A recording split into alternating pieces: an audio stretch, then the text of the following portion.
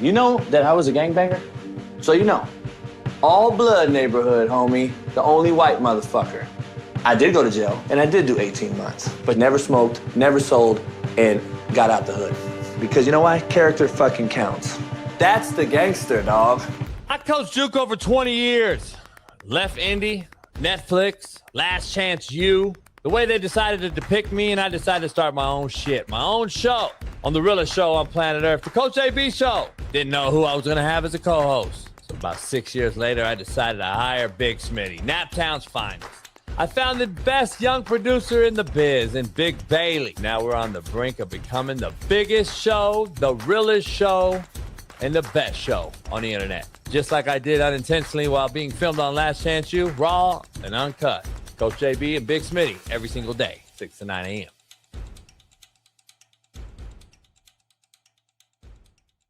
I'm kind of a fucking big deal, bro. What up, what up, what up? Sports Encyclopedia. We West Steve Kim. Got Trent in the cut. Coach JB. Yeah. Where you at, man? In the gym shooting, I'm Durant. You ain't shooting John Moran. No fucking stupid, we ain't losing. Grind like something to prove it. Came to conclusion that it's proven. Yeah, I'm proven with a reliable source. Straight from the mouth of the horse. Smitty and JB. JB and Smitty from West Coast to your side. Worldwide, we in your city.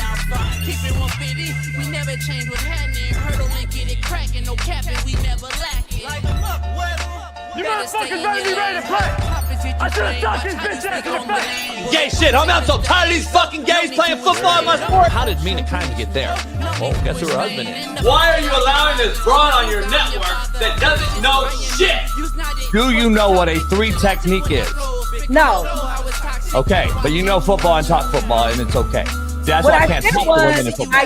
You fucking slap dicks, issues get pressed so past it don't get sacked like bags and baggage. Smitty and Jason Brown, killed it, yeah, it's a rap. We what the game's been missing, we switched it and filled the gap. Smitty and Jason Brown, we killed it, yeah, it's a rap. We what the game's been missing, we switched it and filled the gap. To put the fear of God in these motherfuckers!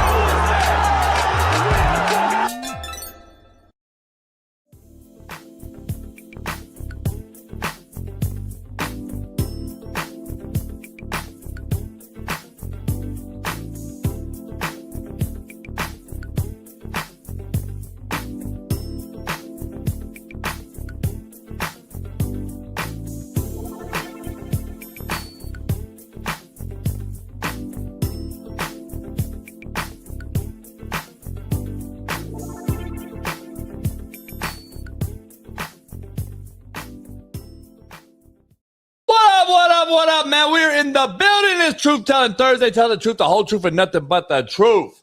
We got a loaded show. Steve Kim hops on here in about an hour. And it is Truth Telling Thursday. The fact that we have a few quarterback competitions at the NFL level by teams such as Atlanta with Michael Penix, who was supposed to be a young and upcoming quarterback, with a Tua who was, after he got hit in the back and concussed 2, 3, and 4 times. And then Cleveland with a guy in Deshaun Watson, who many thought was the next great thing. Battling with Shador Sanders. That's who we're doing. That's what we're doing in the NFL now. But what do I know when I say QB play has been as bad as, and it's now showing its ugly face.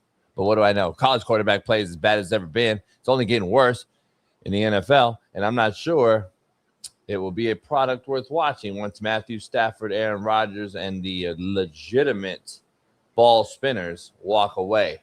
Those are the last of the Mohicans. When they walk away, this will be a new blood dominating the quarterback room and the NFL, and I'm not so sure that is a good thing. This is what it is. To end this thing, before we get to Smitty, last but not least, yesterday was one of those days America will not stop talking about. Anthony Fauci sat before the United States Senate and invoked his Fifth Amendment right, even though he really didn't possess a Fifth Amendment right because he was pardoned. He had clemency. But he said 111 times, 111 separate times during questioning that he invoked the Fifth. He pleads the Fifth. Now, let's be clear. Innocent men don't plead the Fifth 111 times and slap the American public, us, y'all, me, in the face After we lost families, loved ones, small businesses, we weren't allowed to see those same loved ones die or even attend the funeral for them. Weren't allowed to be within 6 feet of a hospital to watch our loved ones die or be with them. But let's also be honest about something else. When one of the most powerful public health officials in American history refuses to answer over 100 questions on one of the biggest events of our lifetime 6 years ago, people are going to ask why. Fact, not fiction. For years, we were told, trust the science. They were told that questioning the narrative made you irresponsible. Remember that shit? Remember when your homies lost jobs and small businesses got shut down? Remember that? Some lost businesses, families were divided. Let's be clear. Careers were ended and friendships disappeared. And remember, divorces are at an all-time high. Suicide rates are at an all-time high. And the youth suffer from having no school whatsoever, which we are still trying to deal with today. 2 semesters of no school for these youngsters. A lot of people had to move their kids out of certain states. Now, the man who became the face of that era sat before Congress yesterday and chose silence. Whether you believe he did exactly what any attorney would recommend, or whether you believe there are still unanswered questions about the pandemic, government decisions, research funding, and accountability, yesterday he poured gasoline on a fire that was never completely extinguished. But what do I know? What I do know is our Far East Side of 317, LeBron hairline having, Lamar Jackson loving, AR5 defending, and Caitlin Clark swinging, In and Out hating, and Five Guys loving. Pause. Our main man, Big Smitty. Did you say pause on me? Why you say pause for Five Guys loving? You like Five Guys, homie? Duh. Fucking macro. I saved you, actually. I saved you, did I? See, my mind don't even go to that place. I know, because I taught you that. Nah, you didn't teach me none of that. Hey, you did, because you said pause every 5 seconds on the show. That was a funny skit we was doing because it was popular during that time. You did every damn year. Be a part of my repertoire, homie. That's not what I do, homie. I like burgers. Something bit me. Something bit me or something like mosquito. Stop going to that damn ocean. Mosquito bit me. No, mosquito. I had a fish. I sent you a post yesterday. You know mosquitoes are the most deadliest fucking animal insect in the world, homie. That's because they kill 700 million to a billion humans, homie. You know why? Why? Just like I just talked about Fauci, homie. Your boy, Bill Gates, put a fake one out in the air, homie. That motherfucker goes, and it actually hits you with some sort of like another thing, another fucking vaccine, homie. That's why they're killing us. West Nile disease. Yeah, Bill Gates put it in there, homie. Put it in the farmland to China and all that shit, homie. Y'all need some off. Deep conversation, huh? Y'all need off sprayed on you, homie. That's the problem. We need to off them. We need to pillow a couple cats. What's going on, chat, man? We so excited to be here, man, on this Thursday, man. Steve Kim's coming on later, man. It's Thursday. It's Talk Thursday. It's Taco Thursday. It's Truth Telling Thursday. It's whatever Thursday you need to be here locked in, homie. Be here locked in, homie. I eat tacos every day. I eat tacos every day. Taco Tuesday, not Taco Thursday. I never heard of that. But go ahead. I eat tacos on Chad. Do y'all ever eat tacos on Thursday? Keep it real. I eat every day. I never eat it every day. All right, then. So I'm on a different kick, though. I'm on a different thing, though. What you on right now? Cocaine? Oh, I thought you meant. Oh, I thought you meant eating pussy. Go ahead. Keep going. Yeah, man. So we here live, man, right now. I gotta talk to the chat real quick. Can I see who's green? Can I see who's green? So if you're green, you're seeing, man, let's see what we got, man. We got Jared92 in the building. We got Thomas Bradley, JB. We got One Republic is in the building again. We got James Jimenez, Mexican, in the building. Danny Sanchez, another one. Super Michael 918. Who's another one? Raging Jalen the Cajun, JB. Raging Jalen the Cajun. Mr. Haltman. S. Morgan, Jason. Little Big Man, JB's Yacht Captain. And I'm going to give you 2 more. I'm going to chill. We got Jim City Dickey. Ooh. And then we got David Richard 8268 on me. Have you had salad lately? Last time I had a salad. No, I have not had it lately. So are we cutting out the green now? We don't trust the greens now? Like, why do we trust our country's food? I don't know. Like, I'm scared to get salad now because Ruben has explosive diarrhea. My boy Cisco had to go to the doctor. He bought just a basically salad, the bag salad. I heard don't buy the bag salad right now, homie. I heard don't buy the bag salad, homie. I heard. So that's what I'm saying. How you eating a salad? Are you growing you gotta a salad? eat a salad though. So like I'm going to wedding tomorrow. I'm going to wedding tomorrow. You know, weddings always got like either a little piece of chicken with I wouldn't eat it. I wouldn't eat it. I wouldn't do it. I wouldn't do it in the public setting. For real? I wouldn't eat the public setting shit because that shit just sitting out there. I wouldn't fuck with that. I mean, respectfully to your boys, people shit. I wouldn't fuck with it. So don't eat shit tomorrow then. Just fast at the way. You gotta come early. Go get your own shit. I ain't trusting nothing right now.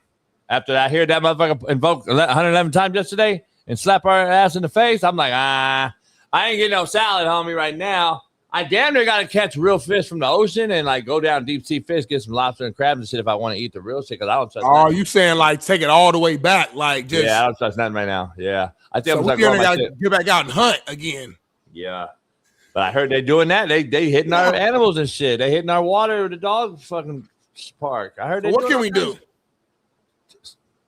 But I gotta eat. Get together, dummies. I've been telling y'all. Homie. You better put them motherfuckers away, homie, and get the brothers, white and the black, got to get together and fucking figure this out. What that was, I'm gonna separate myself from that comment because I got a lot of people from every different little shout to everybody. Get together, I'm telling you, homie. It's gonna take a tax strike. Buy a farm. You got it now. They already got the poison. They poisoned it. They already got the land, the soil, homie. They putting this in the soil. You gotta, huh? You got that slanted field already. Why don't you just start growing right there? What do you think the cloud seeding does, dummies? Fucking Joe Accord won't tell you. I will. The cloud seeding's fucking the soil off. Come on, homie. We got all kinds of shit cracking. We can't. You can't do shit. Can't escape it right now. So just don't eat. Just don't eat. No, we need to take a stand, homie. We need to get our shit. You all get this. We get this. We show up, homie. You fucking run in, boom. I come through, and we got to start to make a stance, homie, real shit. And then make a tax stance, homie, so we don't have to pay these fucking taxes no more because they just keep raising them, especially in California. They need to raise another one, and the Democrats fucking voted for it. It's fucking crazy. But anyway, they keep raising the taxes. You're never going to own a house, y'all. And then I'm owning a house, homie. Like y'all, I'm not y'all, but y'all generation like age, not y'all though. Hopefully y'all get a house, huh? I'm gonna speak life, homie. I ain't speaking death. I'm with you. What I'm saying in general though, like they're making it so hard on y'all and y'all that you're not gonna get it from us. Us all making it hard on y'all. And at the end of the day, I'll get it, but y'all won't. And that's what's fucked up right now, man. Shout out to you guys. I just don't understand, homie. Huh? I don't get why we don't stand together on this, homie. We gotta get out of the media. We gotta get the delegations together and make a stance. Because right now, homie, I'm telling you that I think they're trying to Mark Sanchez us off, homie. Real shit. I think they all quietly trying to Mark Sanchez all of us off. You don't either, but y'all ain't listening, homie. What I'm saying is, in the meantime, though, we do gotta eat. So what I'm asking you is, what do we do for now? You don't do nothing. I just told you. Like, it needs to start up right now. We need to get together right now. We gotta eat though. Like, that's gonna take your plan. Gonna take time. I'm saying right now, like tonight. We don't got time.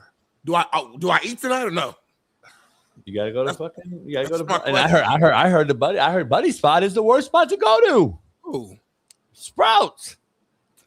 I heard they got the salad that came from fucking Buddy over there in China. Capping, homie. Nah, real shit. I heard the bag salads at Sprouts, where everybody said it was supposed to be the shit, is the worst one. You just started going to Sprouts though. I know, because I go there to get the swordfish.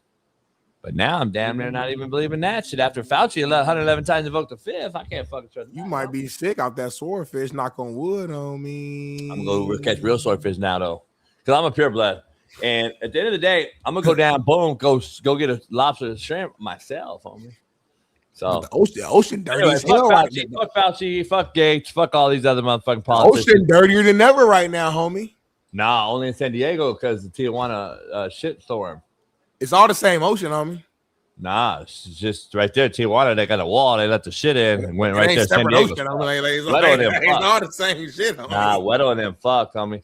All that rest of that was so many. Fuck, the ocean's so huge. That shit just go out to the ocean. The sharks, fish will eat all that shit.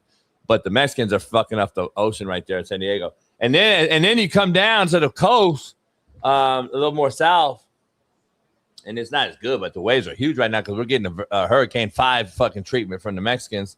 Again, it's coming from the Mexicans. They're sending us Hurricane 5. Now we're getting huge swells. Long Beach, Newport, my boat. I got to go check on the boat today because the fucking tide is all the way up here.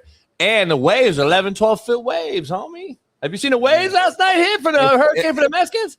It sounds like right now ain't the time to have a boat, really, like or a small boat. Oh, you got to be on the boat actually, because of the boat's got to keep floating. Yeah, but I'm talking about the houses and shit are fucked. But I'm just saying, the Mexican hurricane that's hitting us, homies, fucking us right now. If you haven't heard about it, Mexican hurricane from the Mexicans sent us a hurricane, homies, hurricane category 5. I never heard of a Mexican hurricane, but I hear you. Well, it's coming from the Mexicans. So if Joe Corey wants to break it down, he can tell you about the Hurricane 5 coming down. San Diego got hit first yesterday. Then we got all the way down to Long Beach got hit. They're putting up fucking sandbags and walls and shit again. This is like 2 months in a row. We've had high king tides and all this whole other shit. It's kind of scary. It's going to tell you, like, maybe they need to move the houses back. Can't just pick up a house and move it, though. So we're kind of fucked. Then you got El Nino hitting, so we might have the worst winter ever. We don't know about football palooza. It's gonna be fucked up, man. We gotta get kicked soon. We gotta get kicked, man. We gotta get kicked soon. Huh? We stressed the fuck out right now to start this show. Like, you just named a lot of negative stuff, and it's starting to like give me anxiety. So I need to like relax a little bit. Like, you named a lot of stuff, right? A lot of problems. Tornado. We got the Mexican hurricane. We got El Nino, and you can't eat bell peppers. You can't eat box salad. You can't go to Sprouts. You can't go to Trader Joe's. You can't go to Vines. You can't drive because Tony Romo's out there driving around and as fast as he's drunk. You can't walk around. You can't fucking. Now you get it. Nothing, homie. Now you get it. My bad. The truth hurts, homie, no matter who tells it. I don't know. I can't mean to tell you that shit, but I'm just, at the end of the day, homie, that's what's going on. That's not how I've grown in my life. The way I've grown in my life is by having a mindset that's opposite of reality. And y'all might think it's like, oh, that's just weird. Nah, homie, that's how I got out, homie. When I was a little kid, I said, I'm going to be on TV one day. The hood was like, your mama and daddy get on the motherfucker. You over here in the hood with me, man. You ain't, your water cut off, homie. You ain't in the motherfucker. Your heat off, homie. You got motherfucker. But I had to believe that. And then God put me there. So I can't be believing all this negative shit you talking about. I'm not saying that ain't true. I'm not even saying that. That ain't my argument. Taking you this long. I can't believe that. Can't believe you took this long to get it. But anyway, man, it's Truth Telling Thursday. We gotta see about tomorrow. You're gone tomorrow. You're taking another sick day. I'm not taking, bro. My homie. This is one of my closest homies' weddings, bro. Right. This guy right here is a guy who's been loyal to the soil. He fly out for shit we got going on. He always been there. He's a part of my He's a part of my D-line group, homie. Like, come on, man. Doesn't have to do with us. Doesn't have to do with us. Respectfully, I was in the trenches with him before I met you. Like, blood, sweat, tears. Sometimes it don't matter. Hurt knee on the turf with my brother. Sometimes it don't matter though. That don't matter. The trenches. I'm saying sometimes it don't matter. Like some people like. Pass old people by. Bags of pursuit though, pop-up drills, homie. You know this too well, homie. I'm saying, you passed up some of the old homies. You passed up some of the old homies that I was in the trenches with. You passed up some of the homies too. See, yeah. But it's the homie wedding now. Fuck yeah. So let's keep moving on, man. You know why? I'm hyped. Shout out to my boy Tracy. You know why I'm hyped? Neuro. I took one early, huh? Early on, and then so I didn't have to make the face. Oh, because I got some bitches that's watching the show. No offense, you guys, ladies. And then they were like, I fucking die laughing when you do the face. Are they really gonna pay you? They like it. Okay. And I said, well, there's none of your business. You're not privy. But at the end of the day, I might give you a yacht day. That's all you need to know about if they pay me or not. You don't have to pay when you come out. Yeah. That's kind of I leave it at that. I mean, it's not about, you know what I'm saying? We don't need to break down that they're giving us 40, 50 racks a month. So let's get into this. How did your hoe count just increase so like crazy the last couple of weeks? Kind of just like on a heater. I used to have those heaters. Okay. When I was young, when I was, ripped up 6-pack, Chain on. Yeah, I'm still ripped up and chiseled, but like back then I was really like ripped up. But anyway, man, we got a lot going on. This show is powered by Underdog for one more day. Quote of the day powered by Underdog, Smitty. Let me clear the throat. Your standards introduce you before your mouth ever does. Damn. Yeah. Yeah, I already got standards going in. I told this whole last night. I said, I already got standards going in. I said, you want to buy in or shit the fuck out. You should have got off the pot. I already got my standards. I don't fuck with it. This is what it is. Well, blah, blah, blah. This is who you do this on. Blah, blah, blah. I'm like, what do you mean? I said, I don't even know you yet. I haven't even met you. What you mean? That's of course I follow these bitches on Instagram. I look at titties and ass. I'm single. Well, I don't fuck with guys that follow these hoes. Well, shit, let me go through your Instagram. Oh, why you only follow fucking Egyptians? Because you chasing money, bitch. Shut the fuck up. I'm so tired of these fucking hoes thinking they fucking put on a pedestal. Like, don't judge me who I follow. I follow titties and ass. What the fuck are you talking about? Look at Darnell's fucking thing. Huh?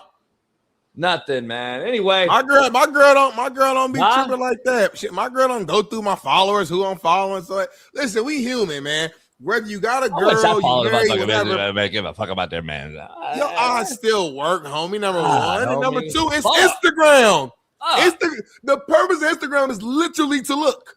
Literally, it's pictures and videos. As long as I'm not doing nothing crazy, I'm not sliding on DMs. I'm not trying to pursue them. I'm looking. It's Instagram. There's probably some dudes that you think look good that you like want to look at. Okay, whatever. You look, you scroll on to the next one. We too grown, y'all. We gotta stop this make-believe shit. She said, huh? She said, what'd she say? She said, what'd she say? I don't fuck with guys that follow hoes and shake their ass in the mirror or some shit. Man, and I said, man, cut her off. You know what's crazy? Cut her off. Well, this is what I told her. Because she wanted some roses. She wanted dinner. She wanted a boat ride. She wanted like all this shit. Like she kept asking for all this shit. Of course. And I'm like, damn, you want a lot of money. You don't even got fucking brand new pussy. Your pussy used, and I got to give you all this? And I got used pussy? So you get all that and I get used pussy? What? Hold up, homie. Hold up. Wait a minute. You want all this shit with fake eyebrows, fake titties, fake ass, fake makeup, fake fucking lips, and you want all that, and all I get is used pussy? Huh. Got me fucked up. Anyway, and man. Hold on. And she not even your girl. Respectfully. No. I ain't even met the bitch.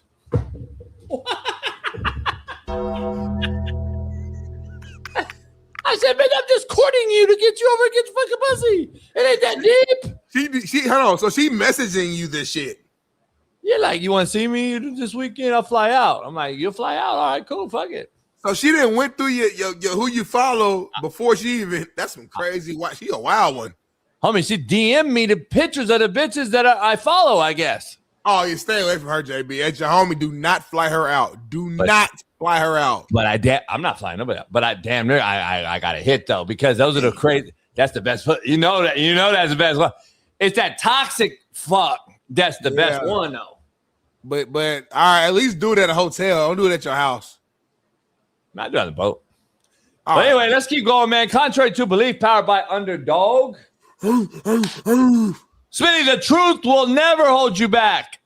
The lie you accepted will. Damn. Contrary to belief.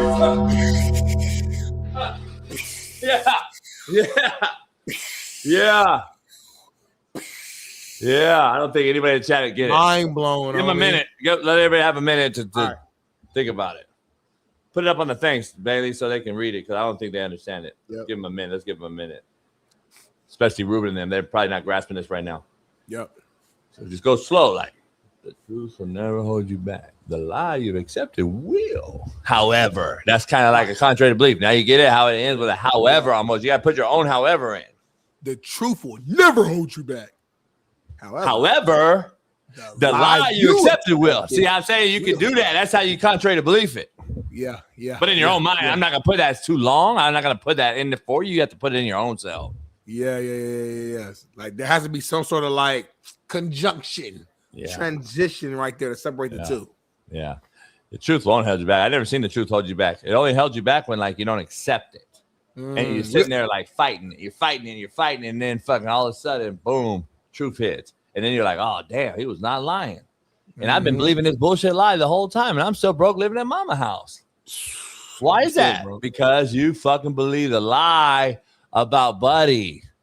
You thought that shit was real about old Buddy. You thought I had 8 felonies. Yeah, we really you believe did. all that shit. You put it on the internet. We really did, homie. You thought I said old boy Hitler. But anyway, man. Don't you know that I was a gangbanger? That stuff made me laugh every morning, bro. Every time I hear it, that's some crazy shit to say, though. You were saying some real shit overall, though. Like, if you really keep listening, but you really was just sitting down, chilling, talk to your player, and you said, I was in a real meeting or something? He said, don't you know I was a gangbanger? That was in a real meeting? He said, all blood neighborhood, homie. Wait, only was that white at a meeting? Motherfucker. Was that at a meeting or just a one-on-one I think it was player? In your office one-on-one. I think it was one-on-one, homie. Right, knucklehead I had a fucking. And then you said motherfucker, like your white side came out. He said all blood neighborhood, homie. The only white motherfucker. I probably had to say it that way based on who I was talking to. Okay. I know I'm a chameleon. I can flip it up. Anyway, let's dive right into the poll question. Smitty, start this Truth Telling Thursday out, and I don't even know who's more overrated, Dak Prescott or Trevor Lawrence. Go. Trevor Lawrence by far. Dak Prescott is underrated. Dak Prescott is underrated. Dak Prescott's a bad boy. Dak Prescott's a bad boy. You can have your take, but don't say he's underrated. He's the highest paid player in football, homie. Yeah, but we don't talk about him in the top quarterback conversation. I think we need to change that. Exactly, because he's the highest paid. He's the highest paid, Smitty. I think we need to change that, homie. He's the highest paid cat in the league. What do you mean? How's he underrated? My early favorite to win MVP this season. What? I said it here first. Dak Prescott is my early favorite to win MVP this season. I'm expecting the Cowboys to have a big bounce back year. They will make the playoffs. I actually think the Cowboys will win the NFC East. I think he's now a single man. He had a public breakup. He's pissed off. He's shitty. He's going to use that energy to make it and turn to a positive all year long as motivation. CD Lamb is about to go off. He's fully healthy. We got George Pickens. He's going to be good to go. Got something to prove. And he got him for a full season this time, not a half year, not a couple games, the whole year. He knows the playbook now. The defense is going to be solidified.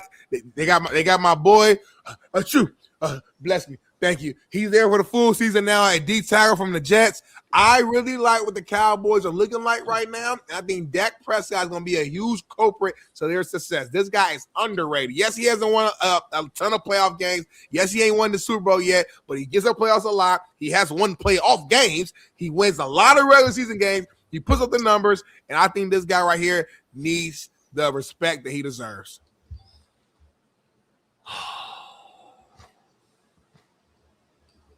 I don't know how to tell you this.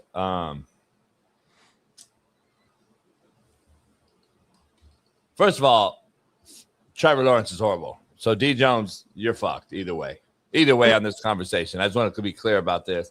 And I can't even take the white quarterback delegation on this. I try to be. I want to be as racist as I possibly can and take the white quarterback. That's why I brought it up with the two. Every day we'll do a different 2 quarterbacks and we'll go through until the season starts. But I try to be the white homer. I can't because he's so shitty. But at the same time, I got to defend him because let's be honest. Smitty, let's be real. Dak Prescott's roster versus the Jags roster in the same period of time. Come on now, homie. The Cowboys have had a top 5 fucking NFL roster for most of Dak Prescott's career. Early career, Dak Prescott had one of the best defenses on that side of the ball. Then he has been surrounded with a young Ezekiel Elliott and a great offense, O-line, running back, and wideouts, and he continued to fail. Fail. I would argue if you put him in Jacksonville, you put fucking Trevor Lawrence in Dallas, you'd see a fucking whole different fucking ball game from Trevor Lawrence. You'd see another person. And you would say Dak Prescott is garbage around a bunch of average talent, just like we do when we say Trevor Lawrence is garbage, just like we do when we say C.J. Stroud lost Tank Dell. He looked fucking pedestrian at best. Smitty, Dak Prescott has had one of the best rosters. Why I'm so hard on Brock Purdy and the 49ers. Another one of the best rosters. We got to start calling it what it is, homie. You're surrounded by this much talent and you underachieve, but yet Smitty said he's underrated? He's the highest paid quarterback in the NFL, homie. He's underachieved at every fucking possibility. Playoff wins, big game performances, threw a fucking pick six versus the Niners, marching down to beat the Niners to move on in the playoffs. He can't even do that when Cooper Rush won 5 games that year?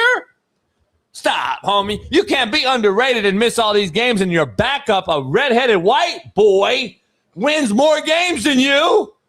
Come on now, homie. He didn't win more games than him. Stop it. He didn't win no more games. I'm lying. He didn't win more games. He didn't win more games. I got to address this up. Because I'm cooking right now. I'm cooking on this Cowboys. 4-1 or 3-2. He didn't win more games. Stop it. You sound crazy. I'm not talking about just last year, homie. You sound fat. I'm talking about overall. He ain't won overall. He ain't won no more games. So set it right shit again. Try again. Stop. Try again. Eddie Manyweather. You didn't watch games, I guess. Eddie, shut the fuck up. Nah, Eddie, you keep coming in here. You keep coming in. No. That motherfucker came on this show. He apologized to us publicly for fucking being a Cowboy fan. Stop acting like you don't remember that, Smitty. He knew this team was shitty. He's horrible. He's like, man, you're right, JB. He was in Compton and he was walking down the protest and he was like, you're right. You know, he's slow. He's like, you're right. You're right. Dak's whack. Cowboys shitty. You know, he was over at UCLA and shit and he was reporting for us. You, homie, real shit, real slow talker. The Smitty, stop. He knows. He apologized live, homie, for 3,000 live. He knew the Cowboys are shitty. So now all of a sudden they're back? Stop fucking being a home run fucking hitter, Eddie. Hit base hits, homie. Let me see you fucking matriculate the ball down the field for once. You guys haven't won shit. The Houston Texans fucking are better than you. You're not even in the best in Texas no more, homie. Stop playing with me, Eddie. We not about to give Trevor Lawrence no pass. The reason why the fucking Jags ain't been good is because of him. Don't act like the motherfucker ain't had no talent. Like he ain't had fucking Travis Etienne up until this season. Like the motherfucker ain't got Brian Thomas Jr., a guy who won Brian Thomas Jr., who's a beast. A guy, like they did not have Calvin Ridley. Motherfucker didn't want to be there because he ain't no quarterback giving the fucking ball. He's a beast on the field. That's not act like they ain't got fucking Josh Hines Allen on the defensive side and an all-pro defender. Like I could keep naming cats, and he's in a weaker division, homie. As much as I love my coach, I understand what the division is, homie. He's in a weaker division. He ain't got to go out there and compete with the Super Bowl champion Philadelphia Eagles, homie. Are you kidding me? Relax. He ain't got to go out there and compete with the healthy Travis Etienne is your guy. A healthy Daniels, homie. Did you say Travis in Washington? All I'm saying is relax, homie. The Cowboys ain't had no dominant running games since Ezekiel Elliott left. The Cowboys ain't had no dominant running games since Ezekiel Elliott got old and he left. So what about that running game? The Jazz running game been better than the Cowboys running game.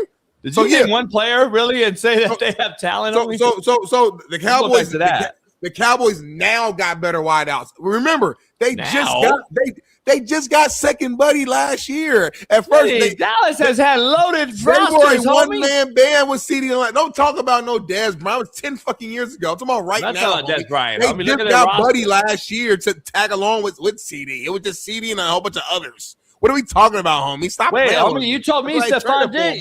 You told me Stephon Diggs was a motherfucker. Neither team. Stephon Diggs went over there. Buddy was over there. Stephon Diggs was not on the Cowboys. Buddy was over there. You told me they were on the Cowboys. Now they're shitty when they go to Cowboys. Stephon Diggs was not on the Cowboys. Try again. Who? Stephon Diggs was never a Cowboy. Try again. Whatever his name was. You're just talking shit now. What I'm saying is the Cowboys ain't got no loaded cheating roster. Neither does the Jags. They're actually pretty comparable. You want to give a few more points to the Cowboys? Cool. But that shouldn't be your main argument because the Cowboys aren't that great of a team. You're like Dak is throwing the ball for the Eagles or the Niners the last couple years. Like, come on, homie. Relax, homie. Dak is a way better quarterback than Trevor Lawrence, and D. Jones would love to have Dak over Lawrence. Diggs was in Houston, Texas. I mean, he was in Texas. That's all I care about. So I'm right, really. You always wrong. That's why I don't get it. Dallas has had more talent than any other NFL roster during Dak Prescott's tenure. Taco Bean, shut up. I'm just throwing it out there. I'm gonna keep being loud to the mic. So let me go back. Let me. So Dak Prescott was a rookie in 2016, correct? Or when? I don't know. Yeah, 2016. He had Ezekiel Elliott as a rookie with him. Mm-hmm. Okay. And what do you do with it? 13-3. No. I'm gonna equate this. Watch how I do this professionally. Watch how I do it professionally. Dak Prescott as a rookie in 16 had Ezekiel Elliott as a rookie in 16. Trevor Lawrence as a rookie had Travis Etienne as a rookie, and they also went to Clemson together. Dope. Dak Prescott had Dez Bryant pretty much in his prime. He also had a very Hall of Fame tight end in Jason Witten. He had Tyron Smith at the time at left tackle and possibly one of the best centers of all time or guards of all time in Zach Martin. Then he had Travis Frederick. He had Ronald Leary and Doug Free. Their O-line was as good as it got. The best O-line he's probably ever had in the NFL, probably during that last 4 or 5 year span from his rookie year till about the COVID year. He had the best O-line in football. You can argue it all day long. Mm-hmm. Then he got Tony Pollard, added CeeDee Lamb. Then on defense, they had fucking Micah Parsons, DeMarcus Lawrence, Stephon Gilmore. You said Micah Parsons was overrated. This guy was supposed to be the fucking win the whole thing. Then he had Amari Cooper and Michael Gallup, Randall Cobb, Jason Witten. And he had, again, one of the best O-lines in football from 2019 to 21. Where's the lack of talent, Smitty? Then you got George Pickens. You added that to Lamb, and then you added fucking Buddy Ferguson. You still got a fucking good O-line. You still have Rashawn Gary and Caleb Downs. Homie, you keep defending that this team is not every NFL team in the league. If you want to play that game. Let's play that game. Good? Let's play that game. This no roster's no good, though? Go pick any team you want to. Go pick the Giants. I'm just breaking it down. Any team you want to. Any team you can go name 5 to 7 dogs. Now break down do that with the Jags then. Go. Talking about? I don't need to do it. That's not my argument. My argument is that my eyes work. And that Dak Prescott's a much better quarterback than Lawrence. Do it with Trevor Lawrence's career. Go. Period. Right now. Can't do it. He can't do it. Can't do it. Trevor Lawrence has no talent, homie. If Lawrence and Dak both retire right now, which career would you rather have at this point? Huh? If Lawrence and Dak both retire right now, and I know Dak's played longer, but you compared them. So that's on you. If they both retired right now, which career would you rather have? Well, I'm not a Trevor Lawrence guy. Okay then, homie. So why are we having a discussion then? Because you can still argue overrated, Smitty. What do you mean? One guy gets paid more than anybody in fucking football. What do you mean? You said he's underrated. Stop. It makes no sense. It don't even make sense. Homie, I'm not using dollar amount to determine how he's rated. I'm talking about how we talk about him in the media. Dak don't get the respect by nobody. I don't care if it's on linear or digital. Nobody gives him the respect that he deserves, homie. I don't know what that means. Well, it's not my fault that you're slow. I can't like dumb myself down for you. What does linear mean? Go TV. Just say that. Help us out with the conversation. But anyway, man, let's move on, man. Get the show started because we hadn't even started the show. Damn it, break time. So Max has shut up. Every topic is my stilo. Anyway, is your what? Motherfucker said stilo. Stilo? Yeah. Like my steez? Yep. Anyway, Tony Romo. My credit went up from fucking 514 to 540. Anyway, go ahead. Speaking of Cowboys quarterbacks, Tony Romo, it reported he had an open bottle of alcohol in the car during his OWI arrest. Romo told police he was on his way to see Grandma and Grandpa when he was arrested per publicly posted obituaries. Oh, shit. What? Tony Romo told police he was on the way to see his Grandma and Grandpa. Shut the fuck up. I did not read that. Publicly posted obituaries. All 4 of his grandparents appear to be deceased.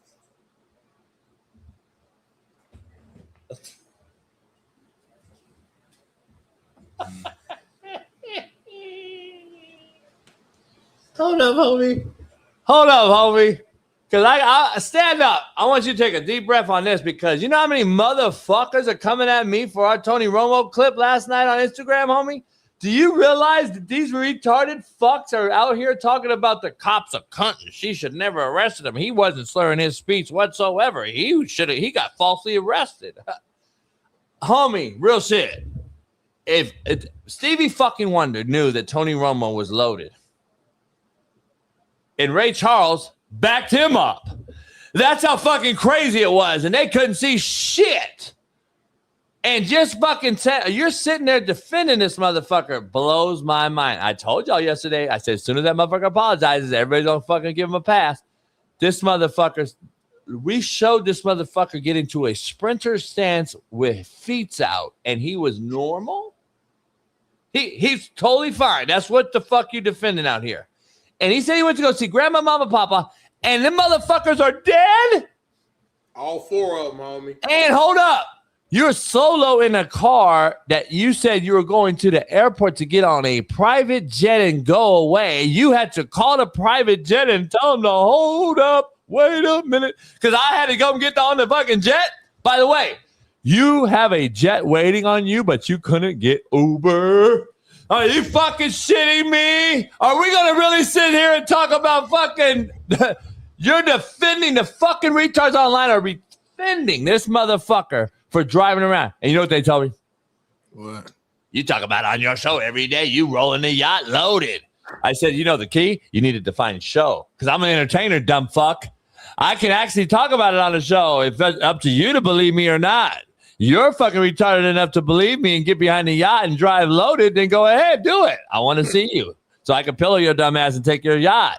I want to set you up for failure, dummies. If you believe me, then you're retarded. I do a show. I entertain you, dumb motherfucker. Have you ever seen me get caught with a DUI ever in your life? Go. Have you ever seen me get arrested for some fucking dumbass, irresponsible shit in your life? Go. No, you haven't. So shut the fuck up, dumb fucks. And the bottom line is, these public figures who have millions, sometimes hundreds of millions of dollars, to do it irresponsibly is a lack of accountability at the end of the day, because you give a fuck less about Smitty's family, my family, your own fucking family, and your fucking old racist grandparents have been dead for fucking decades. And now you're still out here talking about you went to go see mama and grandpa and grandma?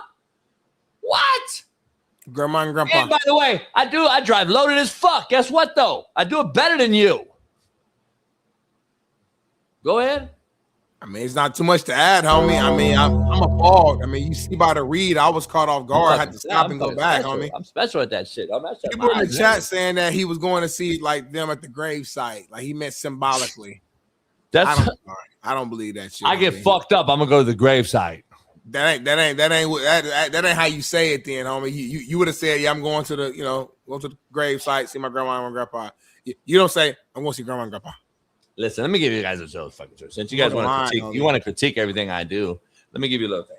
What happens is you get super fucked up. What happens is when you start getting that headache and you start to spin a little bit, when you get in that whip, you gotta have the wheel slightly turned to the right, especially late night traffic. Because what happens is, homie, you're gonna lean a little bit left when you're super fucked up. Whoa. What? We're not about to teach these young people how to drive drunk, homie. You're not about to get them. You ain't about to get them Coach JB's how to drive drunk one-on-one. We're not about to do that right now. Oh, my bad. Yeah, I was just addressing the chat. But anyway, all right, let's move on then. Shout out to Romo, man. This man, boy, it's just white people shit or black people shit. Jason. Yes. Is it WBS or BPS? It's a whole other thing. It's just privilege shit. Oh, it's just PS. It's PS because we've had a few. We got Brandon Ayuk right now on some privilege shit. We got Tony Romo right now on some privilege shit. We got privilege shit, homie. I think we got to start having a new thing. PS or I don't know. Yeah. Just call it PS for now. CPS, but, celebrity privilege shit. I don't like CPS because that sounds like Child Protective Services. So we'll figure it out, man, and we'll get there. But it's definitely something. I almost fucked the CPS bitch if showed up to the house one year though. Real shit. Damn, I could have too. That's the crazy part about it. I could have. I fucking took the higher road, and I was in my prime, fucking shit rock and high drive and all that, in shape. I fucked shit out of her. She was bad. I mean, fuck, and she was a Latina bitch, big booty. But she came to the house, checking my daughter and shit, and she on me. I promise you, on everything on Lurs I could have fucked. No, real shit, like. In the house, like my daughter was, 6 months old. She didn't even know. Oh yeah. In the baby carriage. Well, I'm proud of you for being mature. I saw it right away. She kept giving me the fucking. She kept like it's crazy. Bad as fuck. I wish I could find her right now. God damn it. That would have been. She had to be right out. So I was what 24, 25. She had to be same age, probably 24, 25.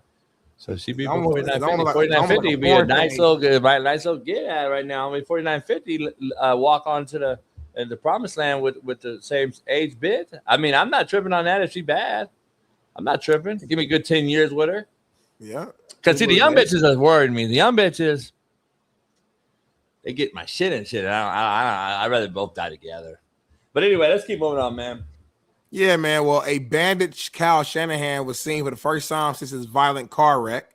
You can see right here, bandaged up on his hand. You look at his face; he's stressed out right now, concussed. This is the kind of first sighting there. Before we even get to the next one, it's Kyle Shanahan, homie. Any thoughts? No, it's not. It's Kyle Shanahan, homie. That ain't Kyle Shanahan, homie. It's Kyle Shanahan, homie. That is? That's Kyle Shanahan, homie. That's Hunter Biden. It's Kyle Shanahan, homie. That's Hunter Biden, homie. It's Kyle Shanahan, homie. This is not Hunter Biden. Or what's his name? Hunter Shanahan. Biden? What? So he just aged 30 years? Fucking stressed out. You almost died. I mean, to do that, he got 46. What's he wearing, though? A 21-year-old, huh? What's he wearing? Some sweats and a t-shirt. He's threw something on. Sweats? Those are he sweats? Can't shower right now. Homie, what's the bottom sweat? What's the bottom of the leg? That's no sweat, is it? His sweatpants, it just got the little tailored bottom of the end. I knew it. He got fucking Crocs on, homie. Yeah, I'm so done with this motherfucker. I won't ever talk about this cat again. Real shit, homie. One of my homies wears Crocs every day. I don't care. I know the owner of Crocs. I know the inventor of Crocs. I've tried his own before to like go outside and grab some food real quick, come back in. They're actually pretty damn comfortable. I don't wear them, but they are extremely comfortable. I know the fucking inventor. He's a weirdo fuck too, by the way. He's a Colorado big time booster, by the way. Really? Yeah, real shit. He's a billionaire. He also started Domino Pizza. He want to sponsor the show, or I had to boot him off my show, homie. Real shit. We did a live show in Nashville, and that motherfucker was like being weird as fuck with young bitches. I was like, that motherfucker weirdo.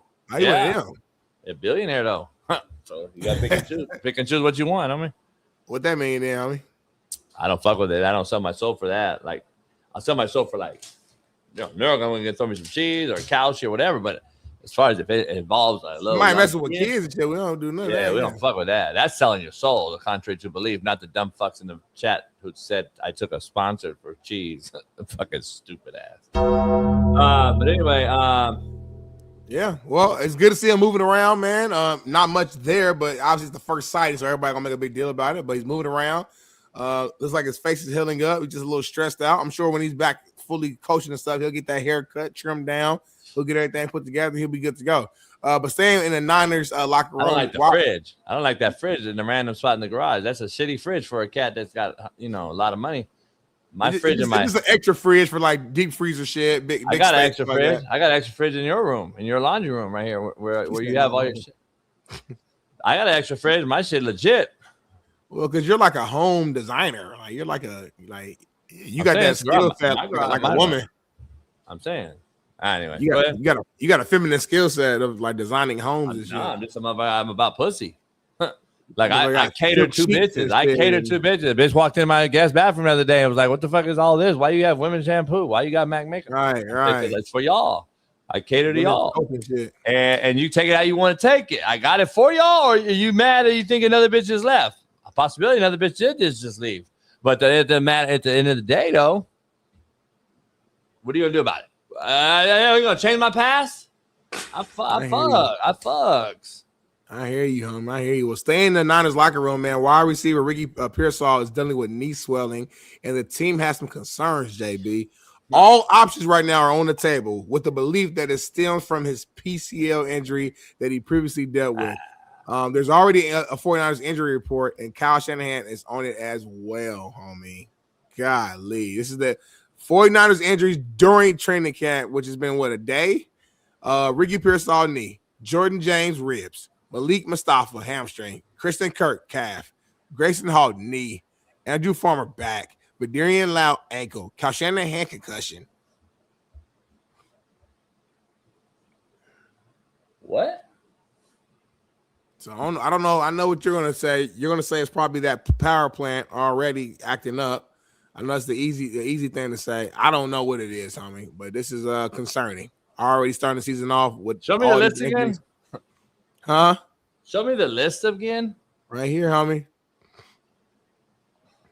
All blood neighborhood, homie. Only white motherfucker. Are we joking ourselves? We're not going to address the elephant in the room, really. We had the inventor of the substation on our show. I mean, the guy broke it down and laid it out for you. The inventor. Like, I don't get it. I mean, don't be fucking shocked. One of these motherfuckers grows a third dick and a third eye in 10, 11 years. And these motherfuckers come forward and like, fuck, man, that fucking motherfucker come out Cyclops and shit. Dog, something's going on, Smitty. Let's be real about it. This ain't no longer a conspiracy, homie. I mean, add the shit up. Go back to Buddy and them 5 years ago, and the shit has been getting incrementally worse, homie, every single year as that plant continues to get more energy for the AI stations and shit. So the plant getting stronger and stronger each day, each year. We keep feeding that shit, homie. Real shit on Real Talk level. Yeah, we keep feeding that fucking plant for all the AI and all that shit up there. Elon Musk and him, homie. We got too much shit up there.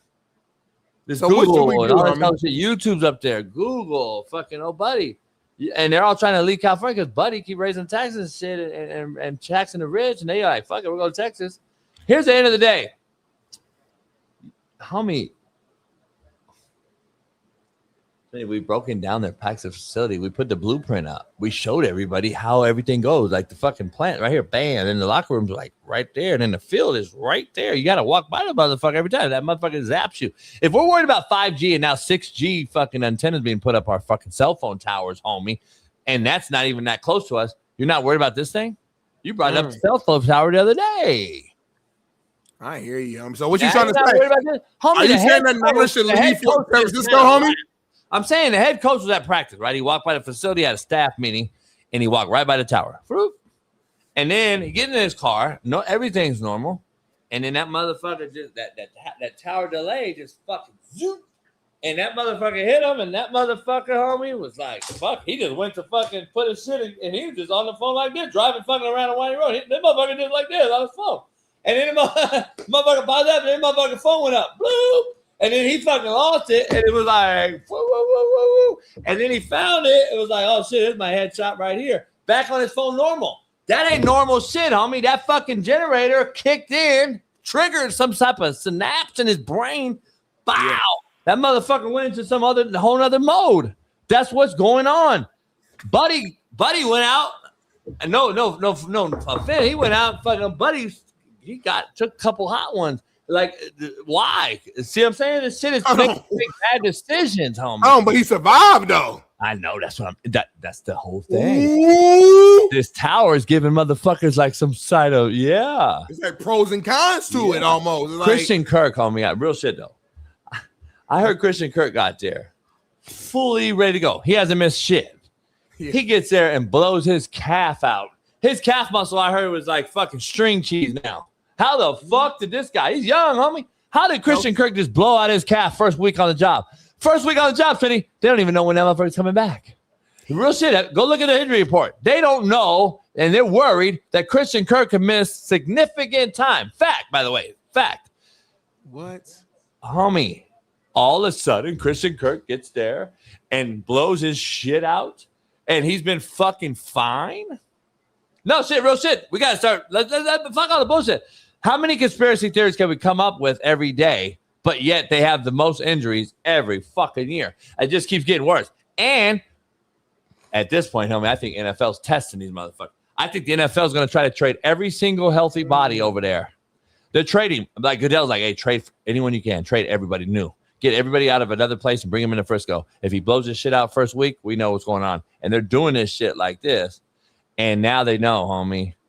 I think they're legitimately testing something right now, and I'm just being real, homie. I blame Fauci. You know what I need? I need to know the fans injury report, the Bang Bang Niner game fans injury report, because that'll really set the tone. Let us know if this is like a real thing. If fans coming to the game are twisting their ankle and getting high ankle sprain from just walking to the game, tailgating, and getting hurt at tailgates. No. They'll let us know. Smitty, no. It's not how it works. The practice facility is not by the game stadium. Ah, that's right. Fuck. Don't call me no dummy. Come back. We got a Care of the Trucker video that I want you to see before you go to commercial break. So come watch this, and then you can go take a piss. Shout out to Care of the Trucker, man. I see what you guys. My first time seeing it. I like that. Shout out to Luke Kuechly, one of the best to ever do it. Noah Eagle. Who the fuck is that? You probably seen him before. But we can't get a fucking gig. I'm just saying. You imagine us calling that shit on a major plan shoot? You know that I was a gangbanger? So you know. All blood neighborhood, homie. The only white motherfucker. Mahomes is horrible. He could only throw bubble screens. Steelers have a white QB and white head coach. That's why they struggle in JB. Here we go. Again, with Smitty and D. Jones always making it about race. JB, respectfully, you're white. You don't know the struggles of a black man.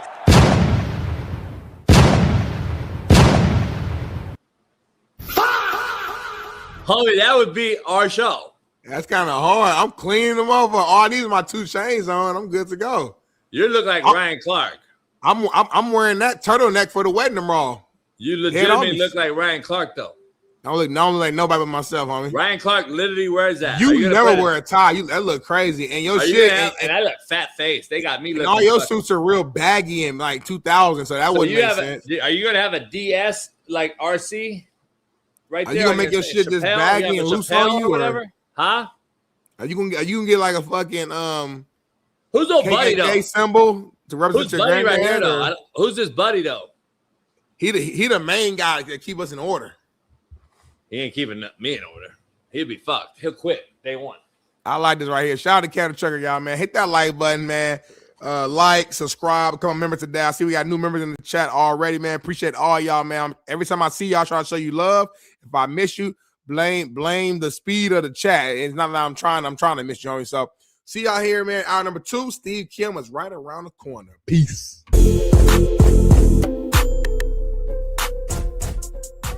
Hey, well, fuck it. I'll go home tonight. I'll drink my yak and smoke my stick, and I'll get it back cracking.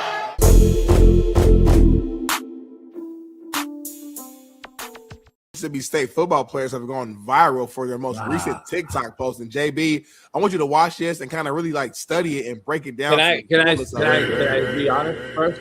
Be honest first, but be quick. Because I want to I've been a lot of hours on the yacht this weekend. Been a lot of hours on the yacht. Didn't really see anything on the yacht. I'll be honest. So I've been obviously tagged in a lot of things. Okay. I saw the backflip on the yacht. I didn't even know who was doing the backflip. Okay. I had no idea who it was. The Brady thing. I didn't know what was going on with that. I'm just seeing it. I'm not hearing it. Mm-hmm. And then I see everybody. I mean, 1,000 DMs. Literally, I think I have over 1,000 DMs about whatever this is we're about to watch. So I had no idea who it is, or what the context is. As Smitty says, context matters. Yep. We're gonna find out right now live. Smitty will hopefully walk me through it, and help me come up with my own far right opinion, racist opinion. Let's go. When I was a little girl, you gotta be real quiet. You kind of got to play a little bit. Like, I get it, but we kind of got to hear a little bit of the sound. So, like, as you can see, these guys are dancing. Quiet on the creek. Real quiet on the creek. Yeah. Appreciate that, Haley. And yeah, That's not the song. Keep watching. It ain't over. No, it ain't over. We're just getting started. I don't creep. Tattoo 6 feet. A real nice physique. So yeah, I mean, these teammates coming together, man. You know, trying to build that, you know, that off-season type of relationship, going to the season, that closeness, locker room type. There's the Smitty I know. There he is. You know that in locker rooms, weird shit happens. I know back in the day, you talked about having office alignment. Whoa. No, let me finish. What weird shit? You talked about back in the days having office alignment, always just doing weird shit in the locker room. This little weird shit, stupid shit. I need definition of weird. This is this era's version of the silly shit. Let me finish my statement. This is this era's version of the silly shit. They do TikTok dancing. We didn't have TikTok. You didn't have TikTok, so we wasn't doing those type of shit. You know, we was in there slap boxing, you know what I mean? O-line in there singing country songs. They did doing weird little stupid shit. This is their version of the silly shit. This is how they come together now by making TikTok videos. So this is what it is. So I'm in Mississippi State. T. Rich actually sent it to me. Shout out to T. Rich, who we know is a Bama legend. And if you had to ask me what I predict Mississippi State's record to be, though, in summation, I expect them to win less than 6 games. So that's kind of where I'm at. But this is what the new generation does to come together in a fun way. I'm not privy to it because of my age. JB's not privy to it because of his age. But this is the generation. So go. Be real quiet on the creek. Quiet on the creek. Quiet on the creek.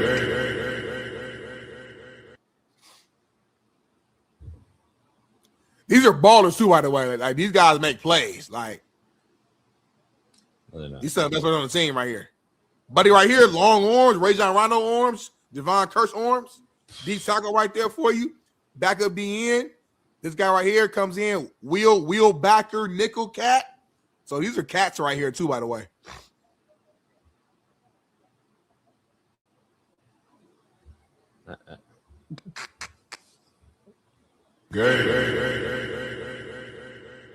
I don't. Huh?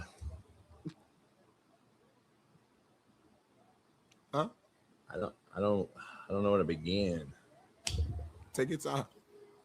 I don't get it. So you're telling me that these cats got together some point, I don't know, via group chat, text, I don't know. Or they all got in sweaty nuts after practice and said, hey, let's do this TikTok dance? That's exactly what happened. Good. Hey, yo. And what you got going on at the workouts today, homie? And shit, not a one of them? I'm going to take a shower and get back. Hold on. Before you shower, bro, meet me in the middle of the locker room. We're going to knock out this TikTok video. Is that cool? Oh, bet. Hell yeah. Let's knock it out. Good. You saw that one you sent me yesterday with the girls dancing? Yeah, bro. That's the one. All right, man. I'll see you after practice. I can't wait for that shit. Fuck the workout. Let's do the dance. All right, bet.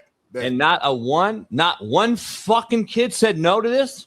They loved it. Not a one fucking kid that said, hey, let's get together, do this gay TikTok dance, sweaty nuts, homie. Glistening up Diddy style. Everybody said, oh, yeah, let's go. Like they're fucking gung-ho on this act. Nobody said no. Nobody said hell no. Not in our colors. Not in front of our locker room, homie. In the fucking SEC that's supposed to be the best conference. Not the team that has to play Alabama and Georgia. Not that team, right? The coach is cool, right? This is who's it? Jeff Levy? Who's the head coach there? This is the Jeff Levy fucking era. Wait up. So this is the Jeff Levy era. I blame Tom Brady. Tom Brady with the good nut and kissing the boy on the lips, all that shit. These cats look up to Tom Brady. They said he was the GOAT. They looked up to Messi. They said Messi was the GOAT. Messi crying like a little bitch yesterday after losing the game. This is the fucking people they look up to, homie. Now look what's happened. Our generation. Brady, fucking Messi, fucking all these motherfuckers, homie, crying now. And I told you about the crybaby bitches. I've been telling you about the crybabies on this show, homie, for like 3 months prior to the season last year. So really 13, 14, 15 months. And now look at this. This is what we see. This is grooming 101. This is a fucking D lineman with the glistening. Homie. Well, and I know got a multitude of cats, Smitty. I don't even not cut you off. There's a multitude of cats. You got a nickel. You got an outside stand-up, walk-up DN. You got a packer. You got a 3 technique. Yeah. And all of them got together and said, yeah, let's do it for the D. And not the defense. Let's do it for the D. Hey, this right here was a crazy, like, bro at the end came in and did the toss. He tossed it back to the homie for the fuck that. That was a crazy the very first cat, homie. Go back to the very first cat. You gotta be real quiet on the creek.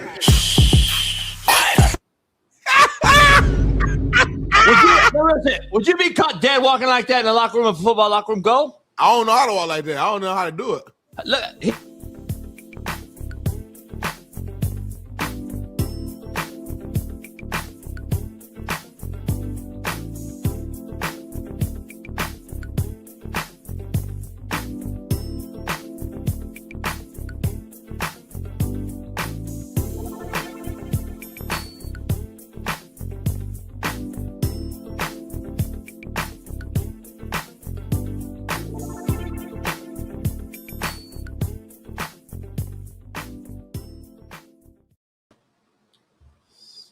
Boom, we're back.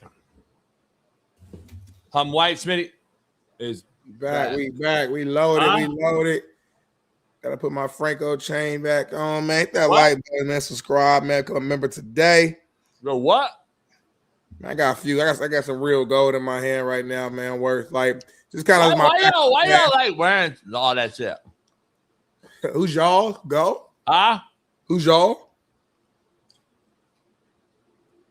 Just for clarity before I respond, because I don't want to respond the wrong way. I don't understand what. Y'all. I can't speak for nobody else. I like to wear just something real light. It ain't nothing too heavy. It ain't down to my waist. Just something real casual, cool. I like gold. I like a little look. It goes with my swag. Put a little small watch on. It goes together, homie. Same reason why you wear a watch when you go to court. Same reason why you like to wear certain shoes. Same reason why you wear a hat every single day. Like everybody got their own thing. It's their own style, their own swag. I only wear a hat on show. It goes with me, homie. So that's all it is, homie. Only wear a hat on the show. Why? Because LC likes it. Anyway, let's keep moving on, man. Huh? You only mess with married girls. Huh?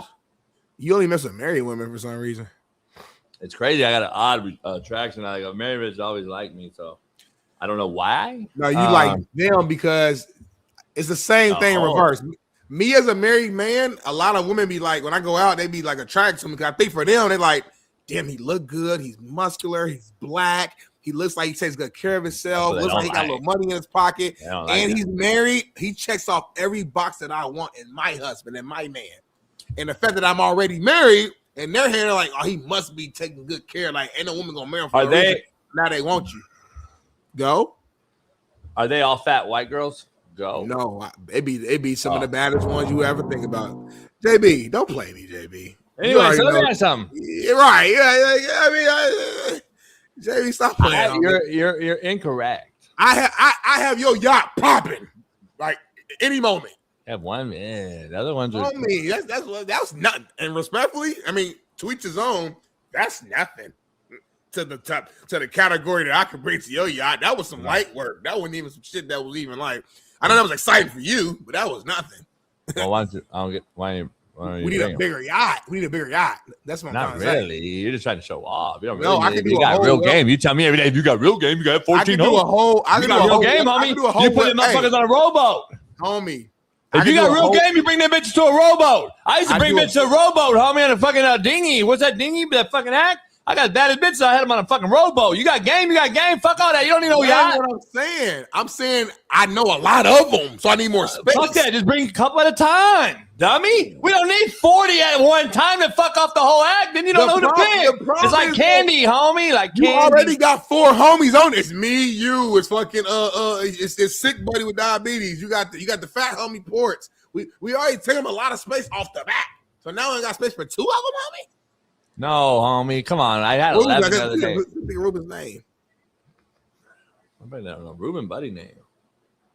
But we got some breaking news real quick. And I don't know, JB, if you want to put it out there or not, or you want me to do it. But something came out about LeBron and his team and what they're planning to do. Okay, let me throw this out there. Whitlock's team sent me this right now, and they said, hey, Smitty called this. And I said, oh, damn, Smitty did call this. He got one right. Congratulations. So I sent it to Smitty. Smitty, give you credit where credit's due. You got your first thing correct. You did a preemptive prediction. Usually everything's post delivery.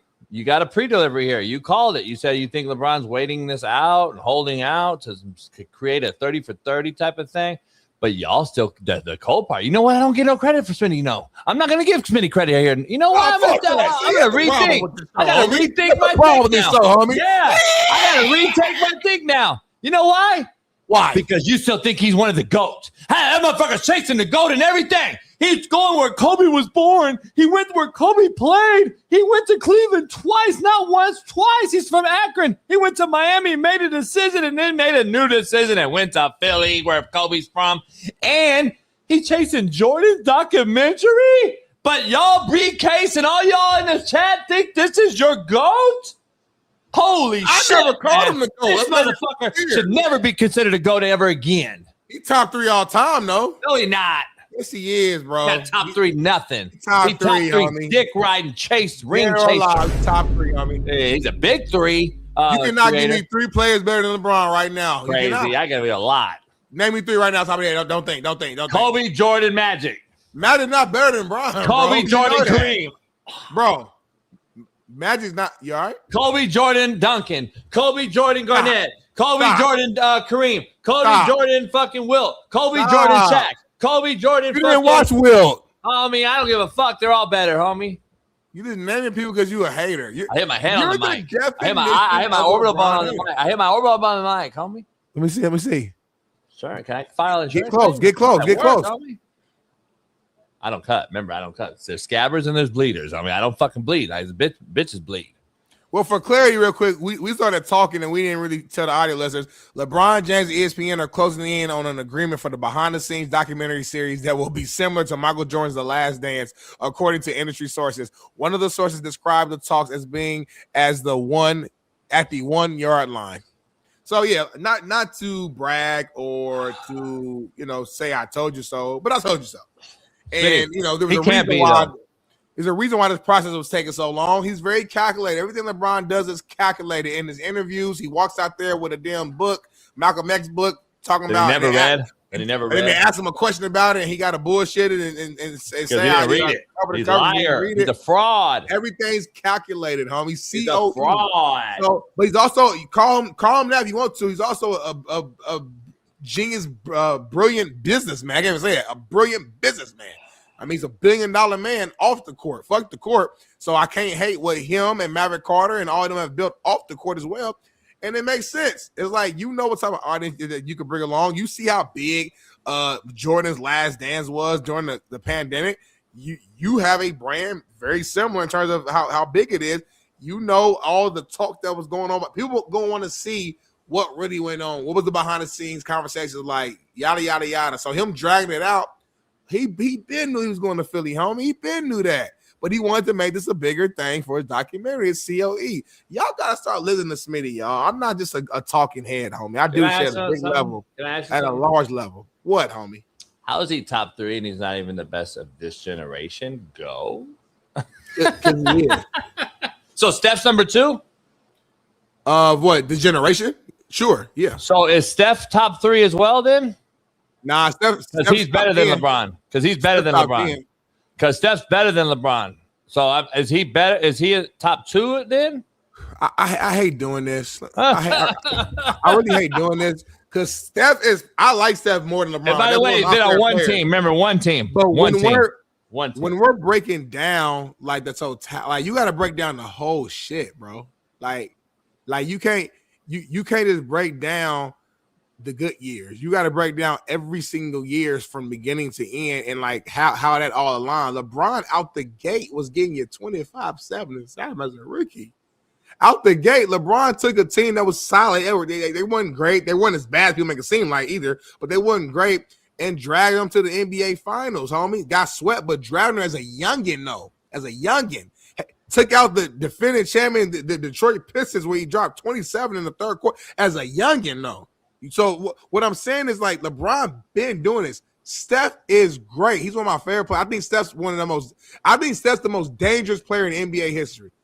But you can't break down Steph's youngin scoring, homie? It took Steph like 5 years to really get going. And then once he got going, he was going. But like he's limited because of size, because of stature, because of this. What is he limited at? What is he limited at? Motherfucker beat your guy head-to-head more times. What is he limited at? He stayed at one place, Smitty. He changed the game. Defensively, Steph has been a liability. Changed the game. Defensively, Steph has been a liability. Number one. So what? So is LeBron. Your buddy just showed you too. No, he wasn't. Buddy just said, yeah, he has garbage. He got 2 fucking rundown blocks against the bad. You motherfucker called him a great defender. He ain't done shit. He ain't never stopped. No big time player. I've been telling you. Nobody was going at Bron like, give me Bron for years, homie. I've been telling you for years. Overrated. This motherfucker so overrated. The most overrated superstar in the history of football. Can I educate you? You got Patrick Mahomes and LeBron James, 2 most overrated superstars of all time, homie. Can I educate you, Jay? Can you can't educate me. Well, can you at least listen in? I'll hear you. Go ahead. Okay, at least hear me then. What I'm trying to say is this. There was a point in Damn Steph Curry's near. career, specifically in the playoffs, where they would pick and roll specifically every single time down the court in the playoffs to put Steph on whoever the best offensive player was because they knew it was a mismatch. LeBron, that has never been done. So say what you want about LeBron. I'm not saying he's fucking Dennis Rodman, but what I'm saying is, motherfucker, he was holding his own. You wasn't picking on LeBron. You wasn't calling for the pick so you can get the LeBron James matchup. That's what I say when I say a liability. Also, as much as I love Steph Curry, my eyes work. I watched a lot of. Again, I'm a big fan of him. I watched a lot of his games, homie.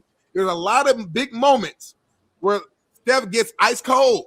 He's fucking 3 from 12 from the 3-point line, and when Steph's three's not going in. He's still good, but he's like regular almost. He's cool. He's solid. Think about LeBron at 6'8", 250. The three ain't going in. I'm getting to the bucket. The bucket ain't good. I ain't getting to the rim. I'm going to free throw line. When you that type of size and athlete, you got multiple ways to get the job done and skin the cat. Again, not a diss to Steph is top 10 dead or alive. But we got to stop the narrative saying Steph is better than LeBron. We Steph don't. got KD, homie, because LeBron and them. Homie, your opinion is the same as mine. They went and got Kevin Durant. It's an opinion. I'm going to bring up all the flopping he does to get to the line, and then all the fucking free throws he misses when he gets to the line. But y'all don't want to bring that shit up, right? I don't know ball, right? Pro Black Freddie Mac, shut the fuck up. The flop fucking era is this fuck. And the one guy that you're comparing him to stayed at the one place, and he never left and beat him more times. So my bottom line is this what he is. He's a fucking flop. He's a fraud, homie. He's a flop, and now he's in the Philadelphia 76ers, and y'all still endorsing this motherfucker. LeBron got 4 That's MVPs, the worst look homie. that a superstar could have ever made, Smitty, is go to the Philadelphia 76ers. The worst fucking move for a superstar of his stature. Y'all claim him to be. To go to the 76ers at this time in his fucking life, and y'all defending it is absolutely fucking a joke. And Pro Back Freddie Mac and all you fucks in the chat, show me now that y'all don't know ball. You just dick ride LeBron James. Fact, not fiction. Anyway, we got a guest here, Smitty, because I cooked you again. Let's move on. JB think he cooking, then he want to move on to the guest. Let's go. Bring Steve in. I'm gonna still say my rebuttal. Bring him in. Bring him over again. I'm gonna still say my shit. My show too, homie. I'll mute you. I'll mute you. It's already over. I'm still we already argued. No, we ain't. I had one more line. Homie, you ain't getting the last word. Finish, go right now. One more line. Go. Shit. No, bring in the charismatic guy, Steve Kim, to you, Steve. Give me your one line. Motherfucker, LeBron's better than Steph Curry. No, he's not. What's wrong with you, homie? Like, again, your opinion. We got opinions. We can say yeah, no, all day long, homie. No. Some shit just stupid though. No, you are. No, I didn't call you stupid. I said some shit is just stupid. Steve, break down encyclopedia and give this motherfucker, tell this motherfucker that this. I gotta remove your personal emotions from LeBron and look at no personal emotions. You get worked up with LeBron. Smitty, if anybody did what he's done in the history of basketball or going forward, I'm gonna have the same fucking exact take. He's a fraud. Like, stop. Nobody. Why nobody comes to LeBron and said LeBron always goes there? Time out, homie. Time out. LeBron James is a fraud on the basketball court. He's a fraud. That's what we're saying. No. Yeah. Think about hold on, for real. Like, remove your emotions. Think about what we're saying right now. I don't like some of the shit either. I'm a Kobe guy, duh. But I'm able to separate my shit and be like, all right, y'all. I get you don't like some of the shit, but like, motherfucker, my eyes work. I'm not stupid. Let me ask you. He's the all-time leading scorer. He has 4 rings, 4 MVPs, 4 finals. Let me ask you. What are we talking about? Like, So when the same argument was happening, Steve, with the Shaquille O'Neal argument, he's the most dominant figure we've ever seen. But then there's an argument that he had no skill set. He had no left hand. He had no jump shot whatsoever. He couldn't make a free throw. He was the most dominant player. The argument was that he was lazy and out of shape. It wasn't that Shaq wasn't skilled. When he was young. Shaq could dribble coast to coast, fast breaks. We didn't say he had no skill. Smitty, that's talent and athleticism. That's not skill set. Right hand, left hand, jump up. He had a skill set, Shaq. Yeah, thank you. He had no left hand, Smitty. I don't know where you saw him. Show me Shaq with the left hand in the game. So bottom line is, true. Steve, bottom line is, all I'm saying is LeBron is a what? Freak of nature, talent, athletically gifted, bigger, faster, stronger body.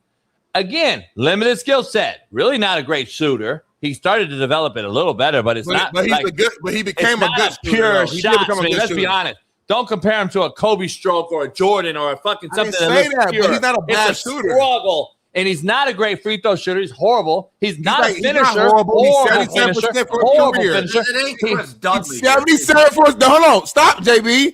You do a good job of talking fast and saying the wrong information, and then you think you're saying it right. You sound like me the kinds of stats, homie.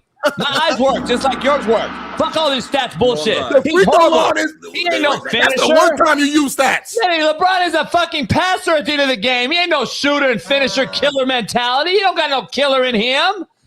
Man, you like soft motherfuckers as your idol, homie. I don't like it's not my I'm Kobe. Damn, defending him then if you're a Kobe guy. Kobe on my wall, number 8 and number 24 in my fucking studio. Steve, I'm just saying I'm a man. Steve, I'm and exhausted. As a man, you can be real. Steve, it's exhausting. Steve, hold on, Steve. I'm exhausted. No, it's the over. other day, you told me, JB, that a real man cannot like somebody and still speak the truth about them. And that was a reference to Ryan Clark. That was to Ryan Clark. That's what I'm doing right now. They did Ryan bad on the. That's what I'm doing right now. You being crazy right now. I'm not being crazy. Again, your opinion is I'm crazy as your opinion.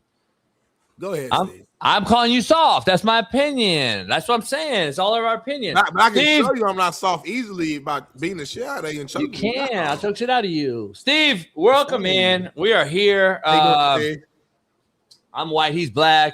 You're Korean Cosell, whatever, Crouching Tiger. All right, welcome in. You're on the Whitlock Show, Fearless, 3 Downtown Rule. We didn't introduce you properly to you. And then I'm in Vegas in a few hours. Vegas? Oh, you're going to fight. Last fight of the year, and then it's football season, boys. It's football. Damn, I'm jealous. I wish I can go with you, man. I'm going to Florida in a couple hours. I'm like, damn. Yeah, that's another show. So anyway, Smitty, Steve, we got a lot going on here. Did you see your buddy, the gay player for the Bills or whatever his name is, the wide receiver, had a cut T-shirt? He's all cut up. The Mac Daddy. Yeah. Listen, Smitty and I keep showing all this content about these guys. Oh, I should say gay. Can you show that picture, Bailey, of what he was wearing at the? Okay, right there. I like Mac. He's a really good special teams player. Doesn't he look like a tag team, part of a tag team from the late 90s with the shirt? Coming out. Yeah. The Mac is back. Yeah. The Mac Attack or something. And by the way, if I'm at a restaurant, I don't want to go to one that lets people in barefoot. Seriously. Yeah. Just, God, it seems so unsanitary. Is he really walking in barefooted, though? Yeah, for sure. That's like his thing. He's a hippie. That's like a dog to me. That's like a dog to me. Steve, they say there's a lot of benefits in walking like barefoot and grounded where all your toes are straight. They say shoes make your toes like this and it fucks your feet up with least other issues. I'm with you then on that. Put on the white flop that I got on right now. The white flop. What is it? Thong flop. That's too white. So this is black. But this Smitty, ain't black either. What the fuck is it? This is other. Smitty, there's a thing called decorum. Like, I remember growing up, it used to be a big thing. No shirts, no shoes, no service. No service. And everyone thought that was normal, right? Like, so what if Mac Hollins went to, like, this black tie dinner at this really expensive restaurant? You got to put shoes on. Are you sure? What if he doesn't? I think he has to. I don't think Mastro's let him come in like that. Is he going to funeral with me tomorrow, Smitty? To Parker's funeral like this? Fucking weirdo. Is he going to fucking church like this? Is he going to go to the goddamn wedding like this?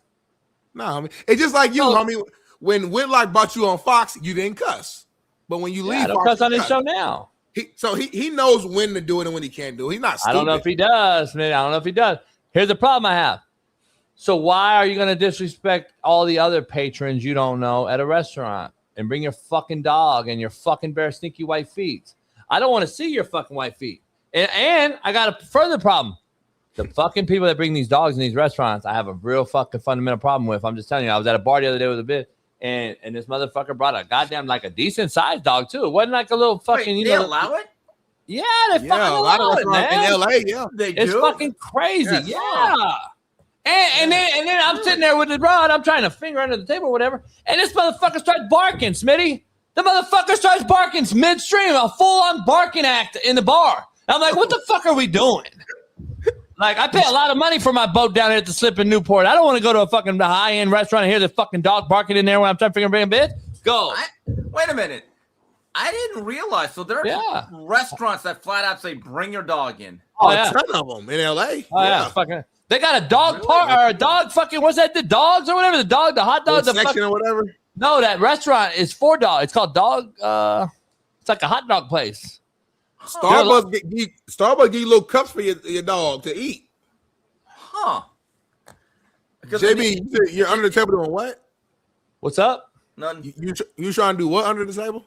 Old school. I'm on a heater, man. Like, back in the day, we used to do shit like in a little dark corner in the restaurant. But anyway, man, Steve, we got a lot going on. See, this guy right here is grooming our youth. This guy with the fucking cutoff shirt and fucking looks like it's goddamn, like we're playing a goddamn lottery and shit. We're just going to rip that off the shirt, Smitty, and give it to you, and that's number 1. And then I'll rip the other one off and give it to you. That's number 2. Is that what we're doing here? Those are all numbers? Said, I am not your role model. Yeah.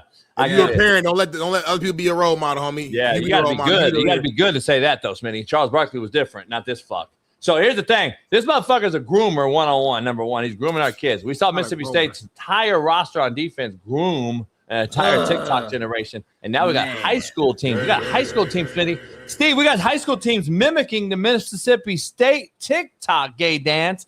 And now high schools are going crazy doing it. And Smitty says it's not grooming, but it's not grooming. We got fingernail paint. Jalen McCarron. It's just TikTok culture, bro. Like, what's his name? Mississippi State didn't start that dance. That's a TikTok. What's buddy's name? McCain. It's a fair player. Jared McCain. Big King's favorite player, Duke. Good. TikTok again. They got a whole TikTok generation, painting their nails, fucking doing this weirdo shit. Caleb Williams, fucking D Jones in the chat, fucking Rio, all these other motherfuckers defend that weird motherfucker because that's what they do. So, well, let's get to brass tacks, man. Steve is here, man. We can't waste this time, man. We got breaking news though. Right, I'm going to give you, Smitty, real fast because tomorrow we'll have the person involved on our show. And he'll co-host with me tomorrow, along with Shaun King. AJ McCarron will hop in here tomorrow, but his team has literally been cut from the UFL and will no longer be in the UFL going forward. Into Birmingham Stallions? Birmingham Stallions are no longer in the UFL, and either are the Houston team. The Gamblers. Hold on, bro. The Stallions are 2-time champions, though, in this new league. How can you cut the champions out? AJ's going to explain tomorrow. But I'll let him explain that and give you his future as a coach. So we'll talk about that tomorrow. Come on now, homie. Fuck. Damn. He's got to come on tomorrow without you. Come on now while I'm on here. Right? Why you bring all the big time guests on when I'm not here? Nothing. 2026 college football ACC preseason media poll. I need Steve Kim and Coach AB to debate this list right now. I'm going to go read through it real quick. We got, of course, I'm going to start from bottom and go to number 1. We got Stanford at the bottom of the list at 17. Then you got Boston College at 16. North Carolina and Bill Belichick at 15. Syracuse at 14. Wake Forest at 13. Cal at 12. Florida State at 11. Now we're going to get to the top 10. You got Duke, the reigning ACC champions, at 10. You got Pitt at 9. VT, Virginia Tech at 8. NC State at 7. Virginia at 6. Georgia Tech at 5. Clemson at 4. Louisville at 3. SMU at 2. And, of course, the U at number 1. Any issues here, Steve Kim, with this list? Go. Quick thing. Cal will be much better than what they are prognosticated. Ooh. Cal is a program and an athletic department now starting to spend money. They're going to start acting like a football program. They are now programming. Watch Cal. Florida State to be preseason 11 is a travesty. But if there's ever a year that Miami's going to finally win the ACC, it's got to be this year. Got to get home. No excuses. Got to get home. But what a conference. What a gauntlet. Man, ACC. Wow. That's what a horrible conference looking at it on paper. It's great teams up and down, the balance, and we don't complain about playoff spots or, we have to play 9 conference. Now, shut up. ACC, man. What a conference. Wow. Stanford, Boston College, North Carolina, Syracuse, Wake Forest, Cal, Florida State. Quality Virginia Tech, NC State, Virginia is horrific. They're horrible. Institutions. They should be in the MAC. All 11 of those teams should be in the MAC. Take those out. I have a problem. I have a fundamental. I have something to say. Yes. I truly believe this is Dabo Swinney's shit or get off the pot year. Woo! I think Clemson's talented. I think Clemson, I've heard a lot of things. Like Clemson's doing some things under the radar that is really going to shock some people. I think Clemson is going to win the conference. What? You said that last year, homie. Stop.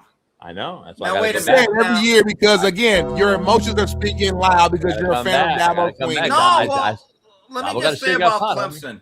It comes down to this. Can Christopher Vezina give them good, solid quarterback play? Because they actually have some parts. They have 2 NFL wide receivers, right? Defensively, they still have some talent like Sammy Brown. Dabo is actually, get this, bringing in transfer portal players, right? Like his defensive end, Helt, who's an NFL prospect. He came in from Purdue. Now, they got poached by Ole Miss with Farrelly, who was there for about 10 minutes. Clemson still has a good base of athletes, but this comes down to quarterback play. Not that Cade Klubnik was great last year. It was a little bit of a disappointment, but Vezina is going to be the day one starter. But I think the future of that position is Tate Reynolds, who's a highly recruited guy. Now, first week of October in Death Valley, I might be there because there's a Category 5 storm coming, the Miami Hurricanes at Death Valley. Speaking of Category 5, we got a Category 5 Mexican hurricane going on right now. It's slamming our coastline, and the yacht's getting rocked right now in the harbor. Right now? Yeah, it started last night. Yeah, the Mexicans had a hurricane. Órale. That shit's pushed down, and now it's taking all the shit water from TJ, putting that in San Diego, and then all the illegals hop the gate and they're running. And then we got fucking the shit storm coming out, hitting Long Beach, Newport, and Huntington Beach, and the waves are 11, 12 feet. So then we got El Nino mixed in. The water's 80 degrees in the ocean. That has been 79-degree water, and they said 1639, Steve. I'm just telling you, I jump in now. It's like I feel like it's like Mediterranean. It's like Hawaii. Joe, of course, said that is not how it works. Yeah. Thank you, Joe. JB just be ranting it. JB think he a genius about everything. Hold on, Smitty. So you believe Joe Cord now? Off the record yesterday, you said that guy's a fucking idiot, but now you're saying he's good. Two things to be true. Number one. Number two, you said it was off the record, but you brought it on the record. That's that's kind of dirty. But yesterday, you called me and said you've been right about cloud seeding, JB. Joe's wrong. You said Joe's fucking wrong. Joe, no shit. You've been right about this cloud seeding thing the whole time, JB. I'm sorry. That's what you told me yesterday. You don't want to tell Joe that? I can't trust you, homie. Anyway, Steve. Steve, let me ask you this real quick, Steve. Number one, back to what you said, the hurricane is coming. That's a hell of a game that I think you should go to. They're gonna show the entrance. They're gonna show the fucking buses drive around. Yep. They're gonna show the players come off, touch the rock. That's gonna be a hell of a game. But let me ask you this: are you concerned, or should there be any sort of hype around the new Virginia Tech? Yes, but not this year. Okay. Here's what Coach Franklin's going to bring. They're going to start to re-recruit that whole area. Okay. I don't know what was going on post-Beamer. They stopped recruiting that whole region that has really good athletes, right? Allen Iverson, Bruce Smith, Michael Vick. They're all from that region, and they kind of forgot it. When it's all said and done, I get the sense that Florida State is going to really regret not getting James Franklin when they could have. I know there's a lot of complaints about Franklin. He couldn't beat Michigan or Ohio State I get it. But what Franklin has given you, at least in the past, really good floor. Really good floor. And Virginia Tech, they're recruiting well this cycle. Brought in some players like his really good tight end. Grunkenmeyer, his quarterback, is actually pretty solid. I like him. So Virginia Tech, I think, will be pretty good this year. And then moving forward, will they be an ACC threat? Probably. We shall see, man. I'm excited to see it. ACC looking strong, looking good. Great conference. Great conference. What a league.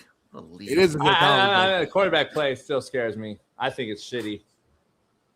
Well, time will tell. We'll find out here shortly, won't we? Moving on UCLA's Nico Iamaleava said he and new coach Bob Chesney immediately clicked, making the QB's decision to stay with the Bruins an easy one, saying, and I quote, "The transfer portal was never where I wanted to be." Coming from him, that's a great quote. Oh, shit. Nico's poised for a good year. JB, when I look at Nico, his greatest moments at UCLA, they weren't necessarily as a passer. It's when he gets involved in the +1. And so that's what I think. I don't know what McChesney has in mind, but I get the sense they really have to get him involved with his legs because he can run around. He's a good athlete. By the way, guys, I think UCLA is a program on the rise. I'm going to be at their first game this year. They play at Cal. So it's going to be JKS against Nico. Two highly touted quarterbacks. It's going to be at Berkeley Saturday night that weekend. I believe it's going to be September 5th, night after Miami Stanford, and just make the short drive over there. But like Cignetti at Indiana, McChesney brought over some key pieces with them from JMU, like Wayne IW Knight, brought in some other players. So I think this is going to be a pretty quick transition for UCLA. JB, you agree? I know Nico. I know you're close to the family and stuff like that, and you know. So, what's your thoughts about Nico? I agree with Steve. I think there's like a feeling. I have a feeling like Texas might struggle. What? What? Really? Sark did watch the show and hit me up, but he's gonna come on the show. By the way, Sark's gonna come on the show. By the way, we talked the other day for about 2 hours. Here's the thing: is loaded though. Cat. Oh no, I don't know if I showed you the message. Steve, did I show you the message? Yes, but look at what he they said. Brought in. Most talented teams he's ever had. Cam Coleman. But I don't let him Manning. Okay, your buddy. Let's go to UCLA first. Nice. I get the sense Chesney is going to be a coach. I do too. Yes. And I have the feel that you're saying. I have a gut feel. Sometimes my gut, that's my point about Texas. My gut tells me some shit happens in football. I'm just telling you, I had 40 D1 players. We went 2-8. You coach long enough, Steve, it happens. Sometimes it's not the right nucleus. In this era, when I got to juggle NIL worth versus all guys bought in, Smitty, you've been in locker rooms. You know how it is. You got to have all buy-in. You've been around a lot of talented teams, and you're like, fuck, how are we 3-7? How are we 5-5? How is this team 9-1? See what I'm saying? Like, we've had both sides of the spectrum. It all comes down to the fucking just the way that God works in football, man. And at the end of the day, I got that gut feeling UCLA is going to be on the rise. I think they're a 17-win team this year. And that's a good start for Chesney. And I think UCLA is starting to realize you either got to take football seriously. You got to ante up. Or you're just not going to be good. You need an alignment from the top down. Yep. JB, what did you think of Sark being so honest and getting heat for the fact that he flat out said, look, we had to make decisions. Certain players, we traded them out for other players that came in. People wanted pro football, and then people are upset at Sark for being honest about it. Oh no, he's gonna be honest. I don't think he's gonna hold back anything. We talked about that on Monday, didn't we? Yeah. And he's all in, Steve. He has to be, because he comes off like, oh shit, I'm not gonna sit back and like, I'm gonna take the offensive instead of be on the defensive and say, well, 8-2, I should still keep my job. Nah, he's gonna be on the offensive, just like Lane. They're gonna be on the offensive and say, you know what? Put the pressure on my players and the money we spent on our roster to perform for me. Because if those players like this guy and then believe in him like they do, and I know they do, they love Sark, then they're going to fucking perform for the coach that gave them the shot. I'm just telling you. And paid them a lot of money. So I think it's a give and take, dog. It's a give and take. And Sark's a great play caller. I think all that thing. But again, you get a left tackle that gets bumped and an injury goes and a bad wideout. And I'm going to be honest, Smitty, these teams fall when they're uber talented. If you lose a corner, an O lineman, and a D lineman. You lose one of those three guys or all three, your team goes from sugar to shit real quick. JB, Texas's O-line, they felt the loss of Kelvin Banks and those other guys that went on to the next level last year. Now, here's the issue. Cam Coleman is a true legitimate number one.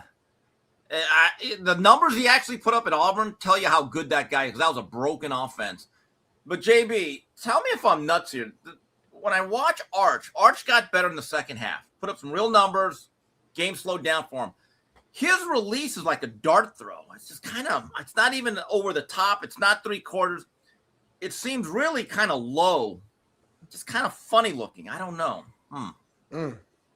We'll see, man. I believe in Arch. I know I've stood on top of it. Yeah, I believe in it. I like what I saw in that back half of the season, so we'll see. Keep the momentum going. I mean, they got 2 good running backs now from the portal. Yep. Hollywood Smothers, Raleek Brown. They got Cam Coleman. Defensively, they got one of the best linebackers out of Pitt, Rasheem Biles. Yep. This has to be, JB and Smitty, a year where Texas is at least in the Final Four. Anything short of that will be considered a failure for Sark. Disappointment. Now, I agree with you. We shall see, man. Moving on to another topic, though, staying in the college football world. Stanford football players have established the first chapter of College Football Players Association and a move intended to create a foundation for unionization and collective bargaining, the latest signal of growing momentum for a college CBA. Steve's laughing right now. What are your initial thoughts to this? JB, am I wrong in saying that the players right now have all the leverage because there is no CBA and because there is no union and they could just make the rules up as they go along? If I'm a current player, I kind of like the fact it's the Wild West. Because what if they start putting in rules? Okay, with the CBA, you got to collectively bargain. That's what it means. And you got to give certain things. So, all right, so what a part of this new CBA is you can, if you transfer, you have to sit out a year, or you can only transfer once, or you can't decide when your freshman redshirt year is, or flat out, everything is binding. So if you transfer and you have years on your contract left, you got to pay all that money back plus a penalty clause.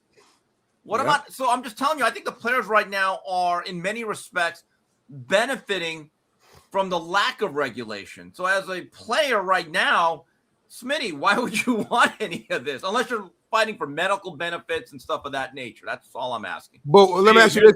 I think what you're saying is true for the big time players who are making like the big time money. But what about like the rest of the roster, the everyday guy, the second string offensive guard, or just the guys who are the majority, I'll say, of the team? Well, okay. They could benefit. Yeah, but they're getting treated pretty well still, Smitty. Yeah. My God. Here's the problem. Nobody wants to talk about. Well, I just think there's a problem that no one wants to talk about. You want to bring them a union. You want to put them as an employee and all these other things we've discussed. Then you better fucking be prepared for bereavement pay, 401k, fucking workers' comp, fucking sick days. See, you can't have it on both sides, Smitty, because I've heard this from the mouth himself, and they've talked to me about certain things like this. That part don't want to deal with that shit. And that's administrative, collective, booster, president, Title IX. There's a shit ton of things over here that they don't want to fucking deal with this. They rather just keep it on the hush, continue to pay guys, and then suspend guys for a $400 fucking airplane ticket to an NFL game like Tennessee just did, like a fucking retard. This is the stupidest balance that we've ever had. It makes zero sense. It needs to be balanced. If you got 100,000 people attending the game to watch a Miami wide receiver, Tony, or a fucking big-time quarterback in Arch Manning, then they should be paid. I am fully on board, and I agree with it. And I've been saying that since we played, and we never got paid. I've been saying that. But also there has to be a balance to it so coaches in hierarchy can still coach and be leaders. Like, if you take that away from that part of it, this is not college football. Make it a semi-pro league and get rid of the academics. Stop bullshitting with the calendar and stop acting as if this is an academia fucking sport now and we're student athletes. Just stop doing it. Stop slapping us in the face like Fauci said 111 times yesterday. That's where we are in this thing. We can't have both unbalanced. We can't have this unbalanced, Smitty. We need to balance it up. But I guarantee you they don't want to be employees, pay 401k, fucking bereavement pay, sick days. Because these pussies right here in this generation, you know how many fucking sick days they'll take?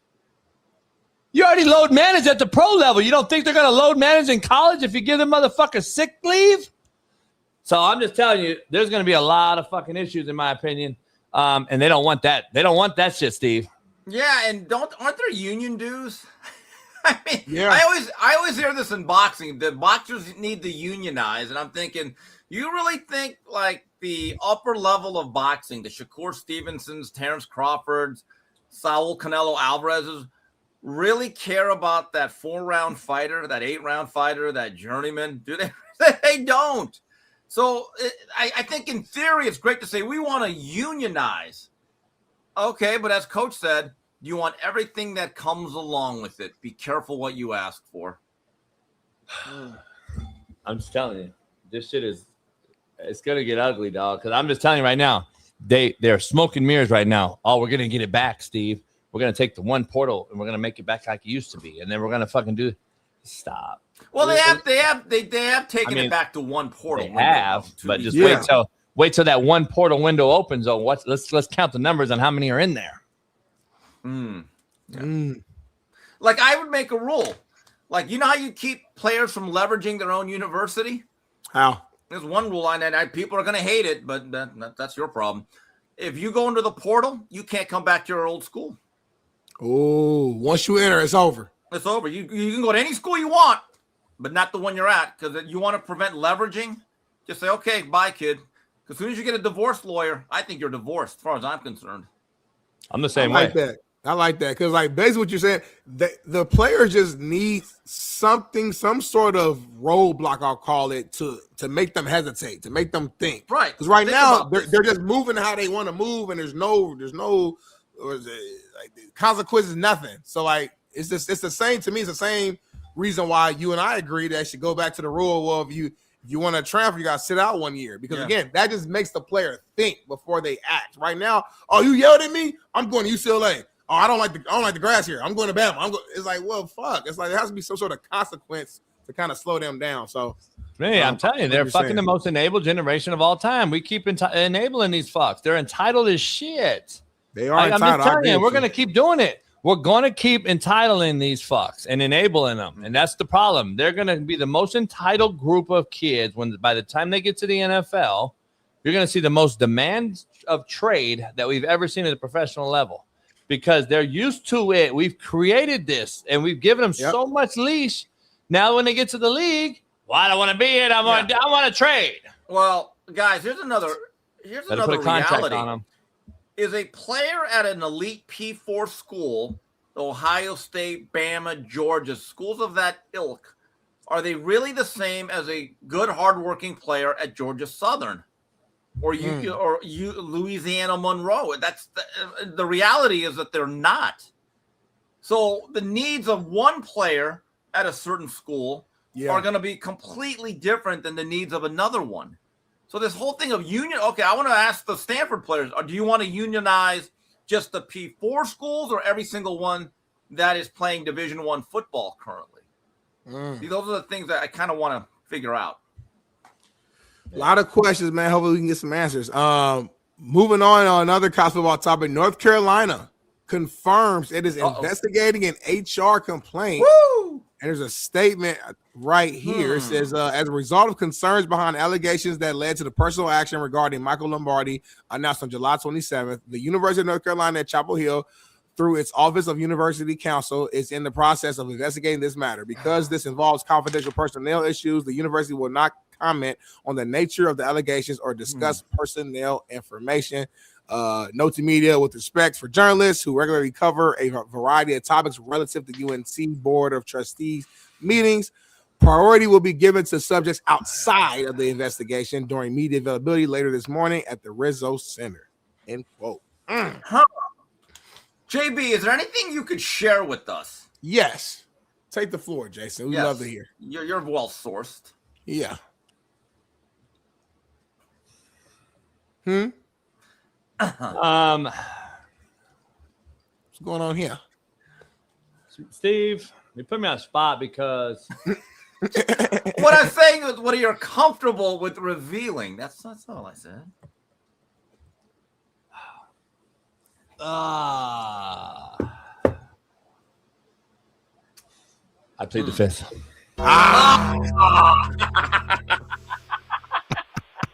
Homie, you got pardoned though off those 8 felonies, homie. You got pardoned. So you can't plead the fifth.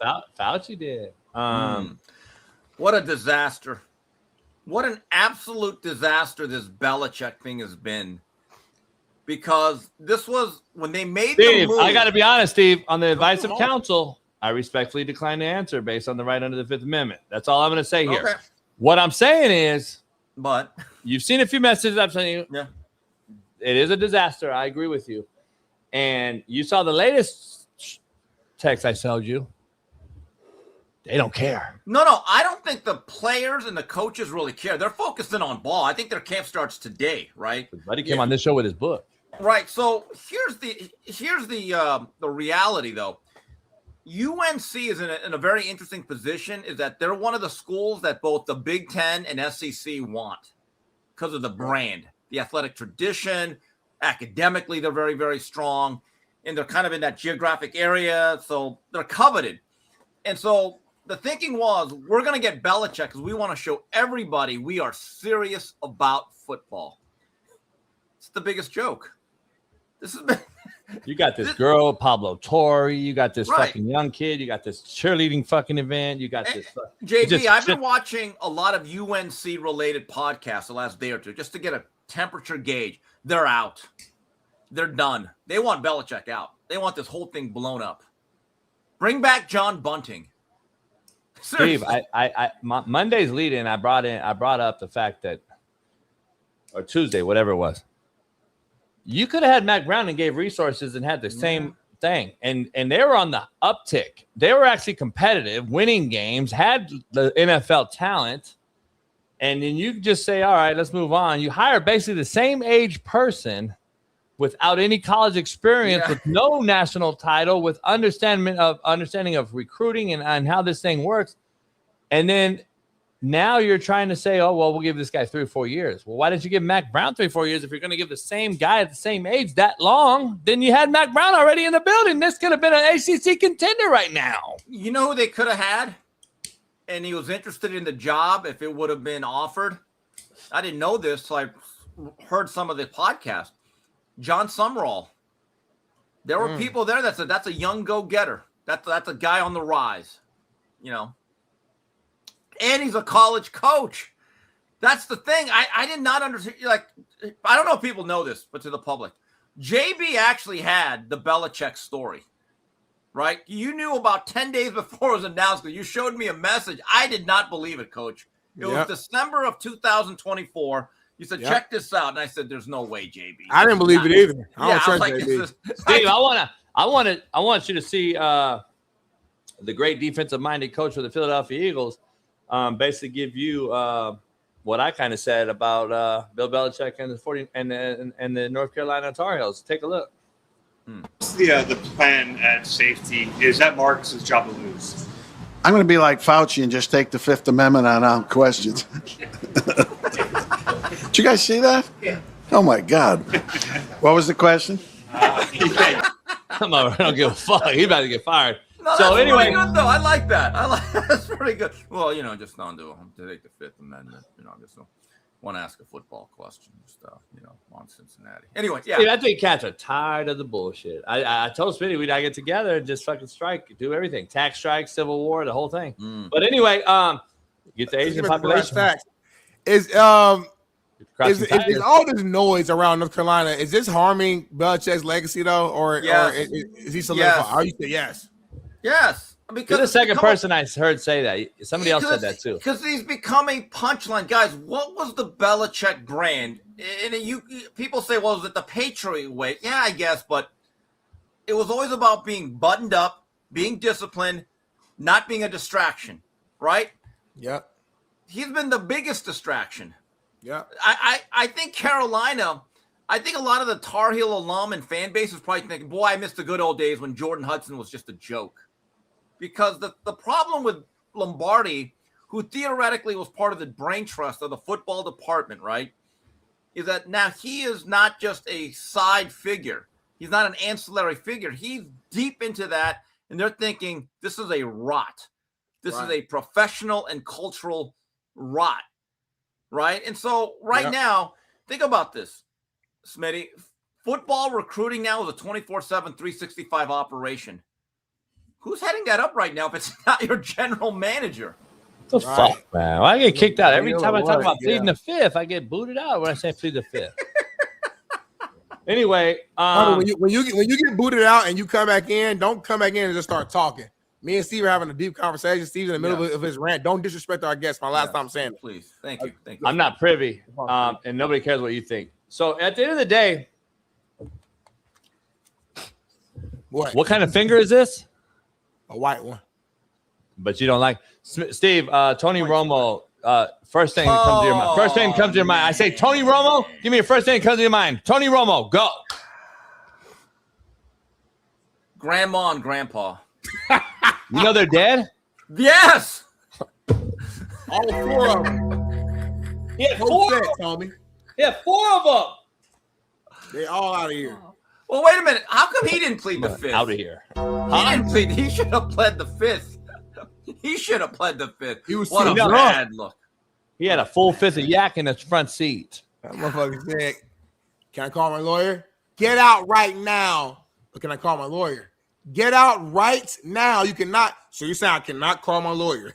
Hey, Get the Steve, fuck I out, got people Tony. defending them. In my chat, on my clip we put yesterday, there's people defending them, talking about the female cop was in the wrong and she's just she's trying to get him. Wait a minute, guys. With the body cams, the days of getting out of stuff like this, I think are almost impossible. By the way, she didn't pull him over for no fucking reason, Right. Smitty. He's swerving. Yeah.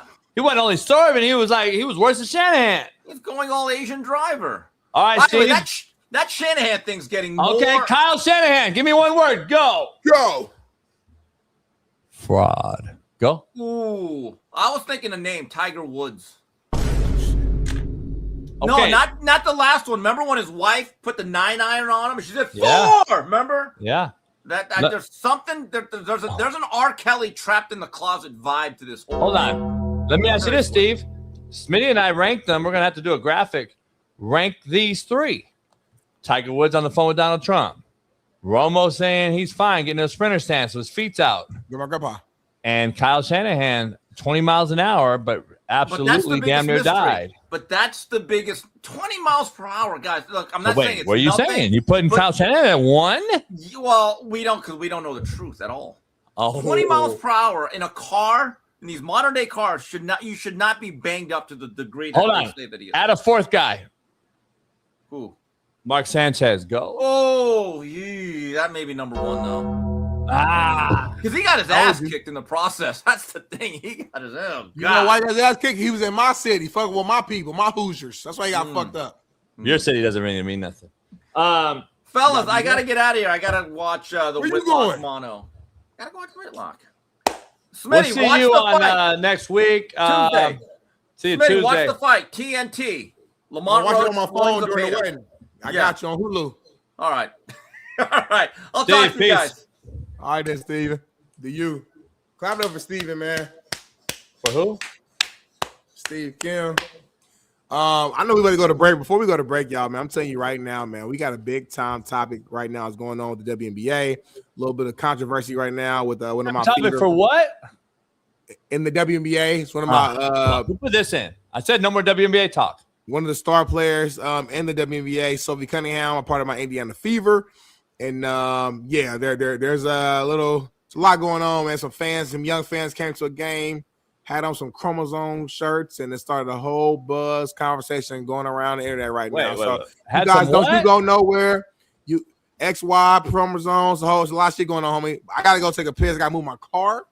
JB, you go light up a new cigar. What is it called though? XY chromosomes, homie. YYs. XX. What is a chromosome? I'm not a scientist, but I just know that that's You a don't lot gotta be a going on right scientist. now. That's a biologist. A biologist is a scientist. Biology study of the body. Is the biologist a scientist? Go. Is it a doctor? Okay, hold on real quick. So it's like is a biologist. What am I, damn near? Damn. I'm damn near a doctor, right? You're like a student of biology, and a biologist is a science. And then my master's is kinesiology. Hold on, homie. This shit getting a little too crazy right now, homie. Yeah. I'm trying to think. The other day you said you had fifth. You said what you say? Fifth string embarrassment with Ryan Clark and all them. Yeah, I had third string. You're a second hand. I had third hand. Second hand. So now, like, are you like a fifth hand doctor? Go. Let me ask you something. I'm not that low. Okay. Because what happens is, Smitty, real fast, before I go take a break. You have PCPs, right?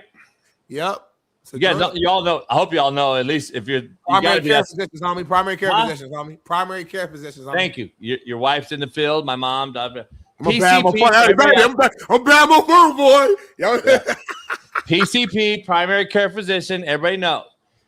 You keep going, you get the cardiologist. Yeah. Of course, they deal with heart and blood vessels, heart attacks, high blood pressure, heart rhythm, all that shit, heart failure. Then you got neurologists. My mom was a neuro. Brain. Nervous system. They discover, oh, she had a stroke. My mom called my dad having a stroke. Even they were divorced 20 years already. My mom still looked out for me because my pop, you had a stroke. My dad was like, still at the bar. Ooh. It's like, no, you had a fucking stroke. You better go see. Sure enough, he had a minor TI stroke, and he was walking like Ruben. He thought his back was out. Went to the doctor, chiropractor. Couldn't fix it. My mom said, you had a fucking stroke. And sure enough, she called that shit. But they deal with migraines, Parkinson's, Alzheimer's, multiple sclerosis, all that shit. A neuro. Yeah. And you got the psychiatrist. They deal with the fucking depression, the bipolar, the schizophrenia. That's what's crazy about it. These psychiatrists are a lot of them so fucking fraudulent. They prescribe the medication to increase the uptick in sales in the pharmaceutical world. That's a fact. That's how you make the money. Then we got the orthopedics, the orthos, homie, the big time, the broken bone, knee replacements. They fix all, buddy. That's Dr. Jesse Moore's figure with the PRP. Then you got the radiologists who live right there outside of San Francisco 49ers Stadium. You got those guys. Then you got the pulmonologists, homie. They deal with the asthma and the pneumonia and the sleep apnea and the lung disease and all that shit. Then you got the GIs. Ooh. They put that fist up in that motherfucker and they pull that out. They get the colonoscopy, the acid reflux. They deal with the ulcers and Crohn's, liver disease, all that shit. Then you got the hematologists, homie. They deal with anemia, blood. Blood. Then you got the oncologist. Ooh. But my favorite one, you got the fucking infectious disease physician. That's your favorite? Yeah, they come out and tell you if you got that high five. I thought you were saying gynecologist. Huh? I thought your favorite was going to be the gynecologist on me. I don't fuck with them because I don't got a pussy. And then you got the pediatrician, though, is a very underrated doctor. The pediatrician is very underrated, and the urologist is very underrated because they look at that prostate and see why you pissing like you do, and then the kidney stones, and then they see that small little baby bladder, and then they see that dick don't work. And a lot of urologists are baddies, homie. I'm gonna be honest. I ran into a few I knocked down. And then the dermatologist, which I got to go see, make sure I don't got white skin cancer because most whites get skin cancer. I got to go see the dermatologist. But then you got the fucking oral and the maxillofacial surgeon. And then you got the general surgeon. You got the emergency medical medicine physician that just deals with like heart attack, stroke, all this major shit. Then you got the fucking highest paid specialist in the world. Can you guess who it is? Who's the highest paid doctor?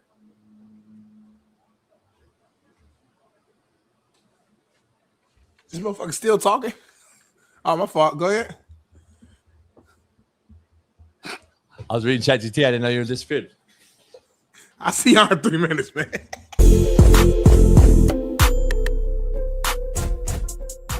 Hey, well, fuck it. I'll go home tonight.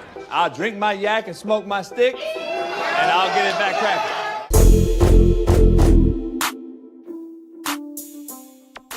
Seen it, but in Seattle has something going on with the judicial department, and I just couldn't imagine me having to get like a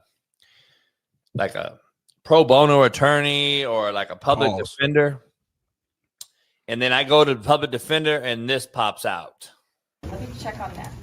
So we were talking May 6, 8:45? Yeah. That works for me. All right. Do I need to sign anything? No. Just out of here.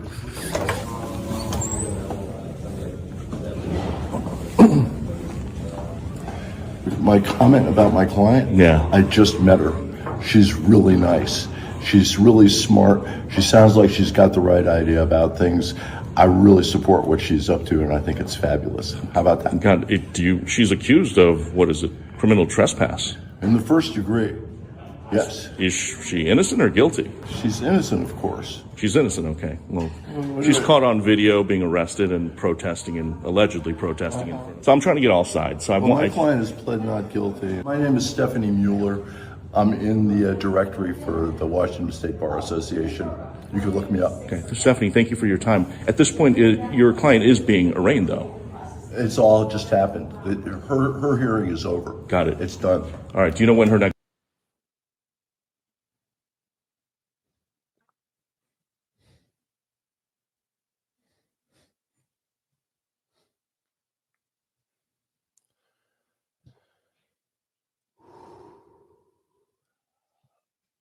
Usa.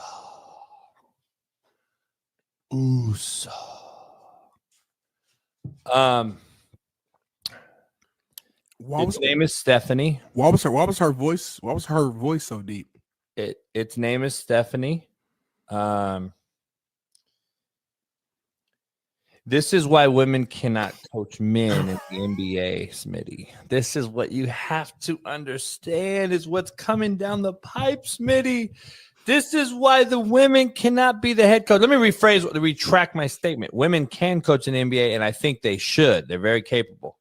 I don't believe a woman should be a head coach of men in any sport because of situations like this. The delusion is flooding our brains. The delusion is flooding our brains. Did you drink? Are you okay? Because you had a lot of drink there. The delusion is flooding our brains. Did you see that motherfucker's nipples? The motherfuckers was hard as shit. Bro got triple Z's. But look how the nipple just poking out like it's like a laser beam. It can shoot out of him.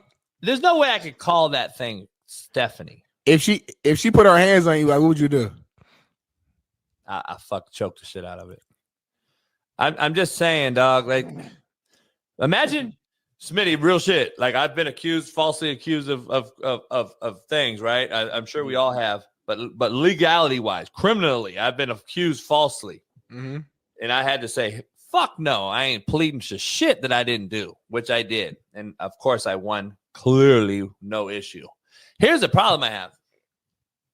Imagine come out of court and that motherfucker greets you as your public defender. And I'm like, what the fuck is this? Well, my name is Stephanie, and I'm here to get you off all fucking charges. Are you ready to are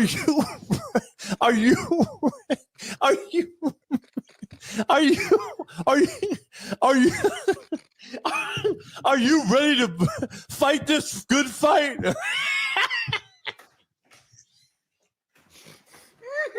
Motherfucking titties is out in your face. Motherfucker got titties and nipples.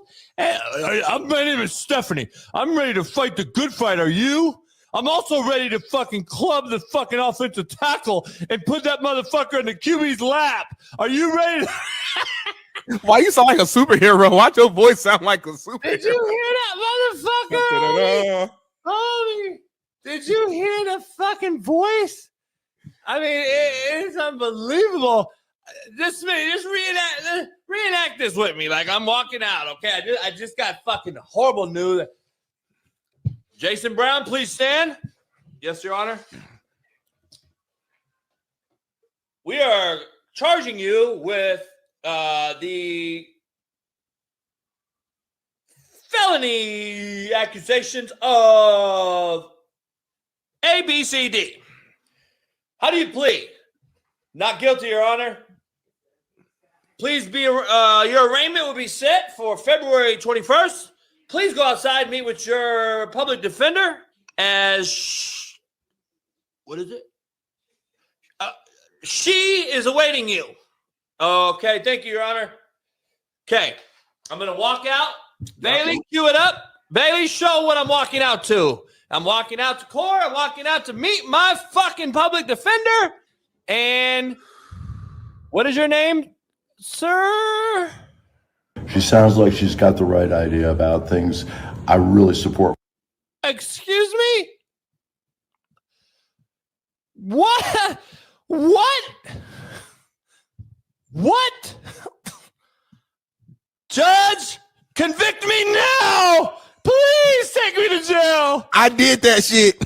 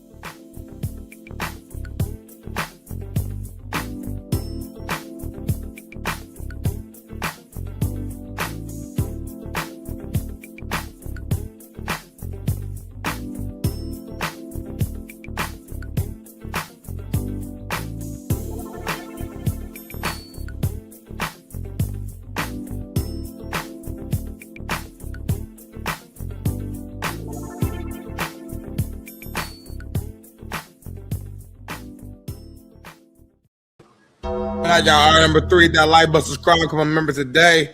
Let me finish this text real quick to Bailey and Paris. Give me 1 second. About what? Why are you texting right now? Why are you texting right now, though? Because the time went too fast. What?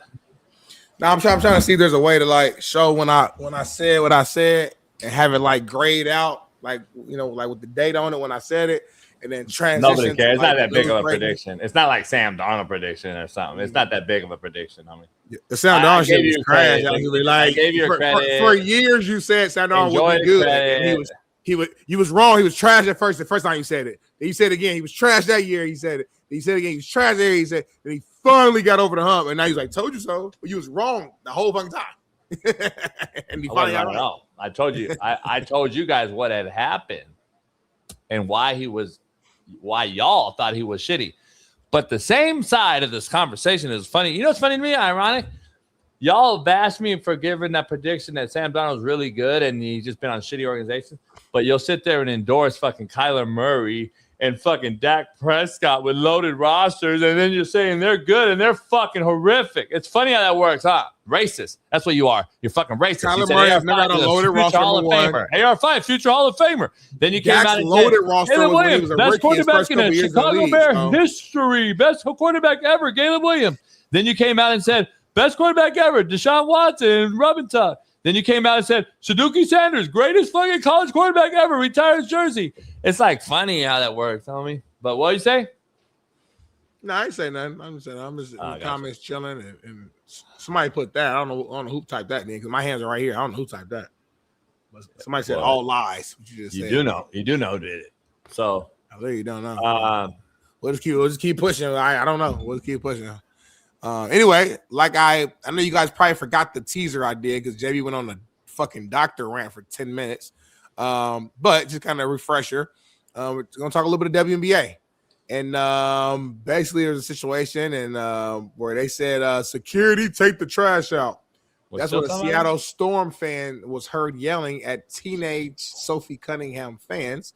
The WNBA Seattle Storm co-owner is also alleged to have berated the girls wearing an XXXY athletic shirts and carrying handmade signs thanking Cunningham for her recent statement in support of women's sports. Co-owner Celeste Keaton allegedly approached the girls, yelled at them, and called them fucking insane. Before the game, Sophie Cunningham supporters held a rally outside the arena, then allegedly faced shocking hostility with fans and attendants relentlessly booing Cunningham from the moment she touched the ball.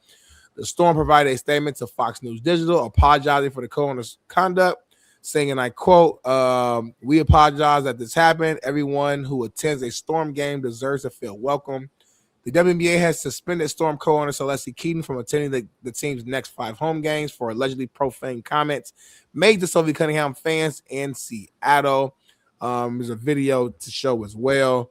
And yeah, man, a lot to unpack here. Obviously, there is a video here to show. You said here's a video to show. My fault. Let's go and show it. You leave my daughter alone. Go.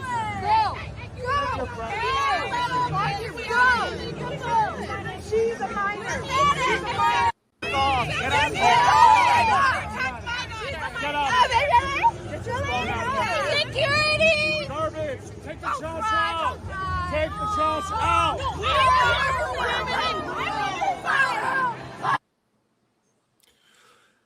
A lot here. So number one, as a grown ass man, grown ass woman, as a co-owner too of a franchise, you should never be going at some kids and yelling and talking shit to them about anything. Number one, that's not the approach you should do. You are the adults in the room, regardless of whatever the stance is, the belief, the disbelief. There's a way to approach stuff, and there's a way not to approach stuff. You do not go approach kids. I don't know their exact age, but we said teenagers, so I'm assuming 15, 16, something like that. You don't go to approach kids at the game. I don't know if the kids were just there by themselves and their parents wasn't there. I don't know if that's likely or not, but that's something to where you come talk to my kids or JB's kids or something like that in the game, it's going to be bigger issues. So that's number one. But number two, at the end of the day, man, listen, we all know where we stand. I mean, me and JB have talked about it till we're blue in the face. You know, we don't believe, if you change your sex, we don't believe you should be allowed to play in that sport. If you are born a man, we don't think you should play in a women's sport. That's our opinion. There's people on the other side, and they I've seen people online leaning into saying, well, you guys aren't educated. You guys don't know that when people do change their sex, they get certain hormones and shots and stuff that takes away like all their masculinity. Listen, I don't know all that, so maybe I'm ignorant to it. But at the end of the day, my stance is still my stance. JB's stance, it's his stance. But regardless of wherever side you're on that, it is America. You do have the right to be able to wear a shirt. You do have the right to be able to, support what you want to support. And again, if you disagree with it, cool. But there's a way to go about it. Don't go to no kids at the middle of a game. You know what I'm saying? That this sign says, "Thank you, Sophie, for speaking up for the girls." At the end of the day, there's nothing wrong with that. At the end of the day, just read that sign by itself. Thank you, Sophie, for speaking up for girls. Period. Nothing wrong with that. That should not bother you. Oh, I don't know why it's a fucking discussion. I just don't know why it's a fucking discussion. I really don't know. And I don't know why anyone that's not understanding of this and goes against it are fucking delusional and they're fucking retarded and they're mental health patients. It's not a fucking debate. It's not really a discussion to even have. The fact that we are sitting here fucking going at another group of people for saying that this is just the common sense part out loud is truly delusional.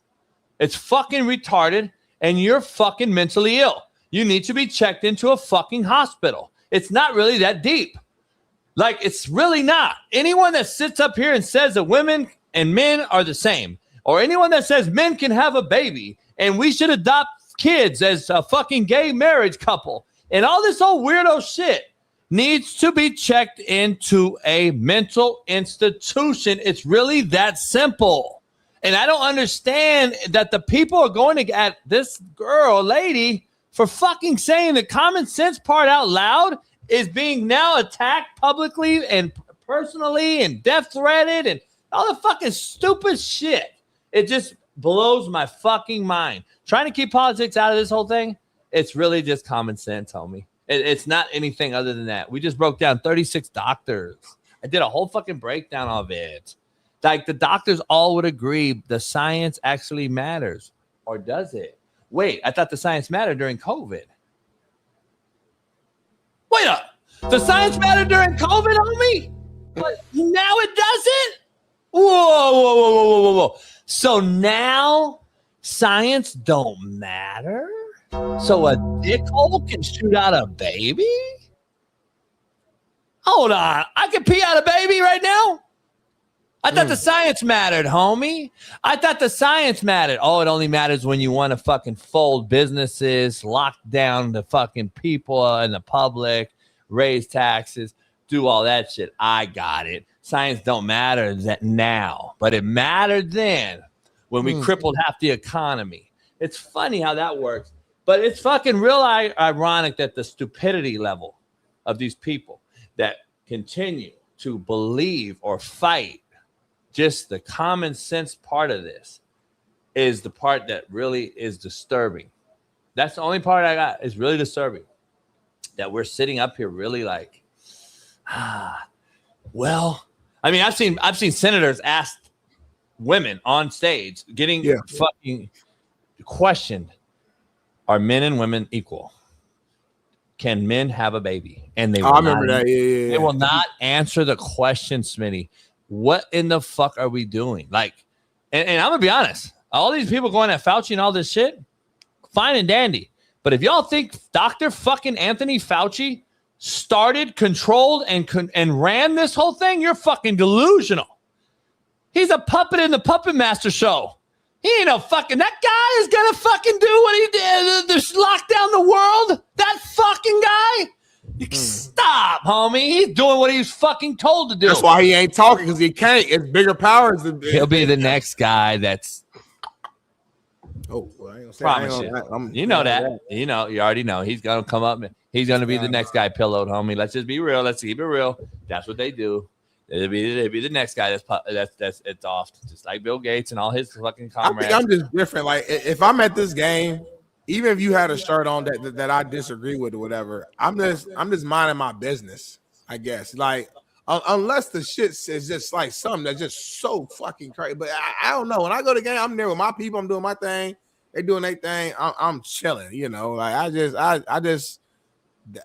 don't know. People just want to be involved in every single issue, every single thing. I don't see nothing wrong with what they did. Their shirt, it wasn't no hate speech on their shirt, is what I'm saying. There wasn't no hate speech on the sign. It was nothing. It wasn't I hate transgenders or I hate this or F. It was, you know what I'm saying? Like, it was nothing that was like triggering or nothing like that. So that's my thing. So it's like, you know what's crazy, Smitty? If it was triggering, I could at least understand it. But I'm like, it was nothing there. You know what's crazy though?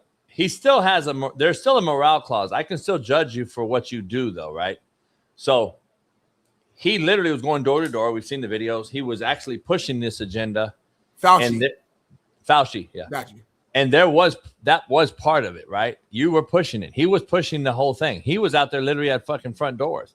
And then we had this discussion where the boys and the women became one and started to play these in sport. This all happened during COVID, by the way. You can say what you want to say, Smitty, but at the end of the day, when you took a football off the football field and you made fucking teams practice in California under Newsom because we couldn't have contact and we had to wear fucking masks at practice and no football. And then we had spring football. And then what happened was this. Then he said, 6 feet away. Stay 6 feet away. Guess what that did? It crippled us. And guess what it also did, Smitty? It allowed some fucking weird ideology to creep into our brains. And you had an uptick in suicide. You had an uptick in divorce. You had an uptick in fucking disease. You had an uptick in lack of productivity or production of babies. We don't produce anywhere near what we did. And at the end of the day, this man went door to door saying, believe in the science. And now look at what's happened. It's a fucking mockery. It's an absolute mockery. It's a slap in our face. That's why we all need to come together. Fuck white, brown, black, blue. I don't give a fuck what color you are. Come together to fix the fucking problem. Because at the end of the day, all we're going to do is keep arguing. This was divide tactic, homie. They wanted to divide us. They want to divide us. They want the right to believe that they're better. They want the left to believe that they're better. Then you have this fucking demonic cult involved in the middle of it all. And at the end of the day, the government's always been demonic, and it always will be. And we got to fucking figure it out, or we're just going to pass it on to the next generation and continue to be high tax, have potholes in the fucking streets, and continue to have property tax through the wazoo, never own your real property. When you die, guess what they do? Put it in probate court. Guess what that does? They sell it to some fucking highest bidder. Your own family don't even get your property because you never owned it in the first place. I had to deal with it when my dad died. I know first fucking hand. It's all a scam. The credit companies that dictate your fucking credit score, by the way, is owned by who? The U.S. government. Guess who they are? The same government that's $70 trillion in debt. But they dictate our score. Now that make sense, homie. This fucking delusion. I'm just telling you, man. I'm ready to start whenever. I'm ready to get it cracking. But anyway, let's keep moving on, man. Well, I'll stay with WNBA. Since it triggered such great emotions here. But kind of switching gears a little bit. The WNBA posted a video of Angel Reese. The WNBA posted a video of Angel Reese and Paige Beckers betting $400 on which women's team would win. Then they deleted it after realizing that this violates league rules. Check out this video. Then you and Angel made a bet with each other on this game. Is that bet still? This is how the rich stay rich. You gotta save this money. I'm gonna see you next week on Wednesday. Yeah. At night? No, at practice. Oh, at practice? I mean, I know y'all gonna lose, but if y'all lose, I get to have that. if y'all win, you get 400. And if we lose, then you get to keep. No, you owe me 400. But I'm staying on it. So WNBA, they posted it and then deleted it, homie, because they was like, oh shit, they're talking about betting, they're talking about gambling. I just think we in a crazy space. Jay, we talk about it all the time where we got all these gambling sites, all these, big time companies, sponsoring the leagues. You got during the commercial breaks, is WNBA brought to you by DraftKings or whatever the betting site is, whatever. And they're making so much money from the gambling, promoting it at the games, having the fans dive into it as much as possible. I just saw some where Delta Airlines is adding like some type of DraftKings partnership where you're on your plane, JB, you can bet on like little parlays and shit from the little TV screen in front of your seat, which is insane. So I'm saying this gambling thing is blowing up everywhere, but as soon as something like this happens where two players is just kind of talking shit like we all did as teammates and say, hey, bet $400, you want to make this shot, 400, your team going to lose at practice. And now you got to delete it because it's against the rules. It's just kind of crazy. It's just the hypocrisy, I would say, it's kind of insane on this one. And everybody in the chat who's saying move on from WNBA, Smitty, it's your favorite topic. Y'all were the same people who was talking shit earlier saying the only topic I can discuss is WNBA. Now I'm discussing it and y'all tell me to move on from it. Make your fucking mind up. You want me to talk WNBA? Y'all can't talk NFL? Can't talk NBA? So I can't talk shit, huh? If that's the case, go to another fucking show, homie, or we'll block you, Max Hess, and everybody else. Go ahead, JB. Max your boy. No, fuck Max. Back on that crime, homie. Ain't nobody. There's very few people in the chat that I really like. I ain't grow up with none of these motherfuckers. You didn't what? You know what I mean? Like I ain't grow up with these motherfuckers at the end of the day. Brass tacks. I didn't grow up. These motherfuckers don't know me like that for real. What you read? Read out loud for me. Go. Something happened with the World Cup. That's my favorite cup. UEFA members vote to boycott World Cup and all FIFA competitions over Gianni Infantino's plan to sell private. I don't know shit about soccer. It's the worst sport in the union. Let's keep moving on. You're a attention span that should be like studied. Soccer is so shitty though, real shit. It's more than ADHD. Like your shit is different. It's like if you're not talking constantly and someone else is talking, you just fucking lose. You forget everything. You're not focused at all. Soccer is horrible. It's a horrible sport.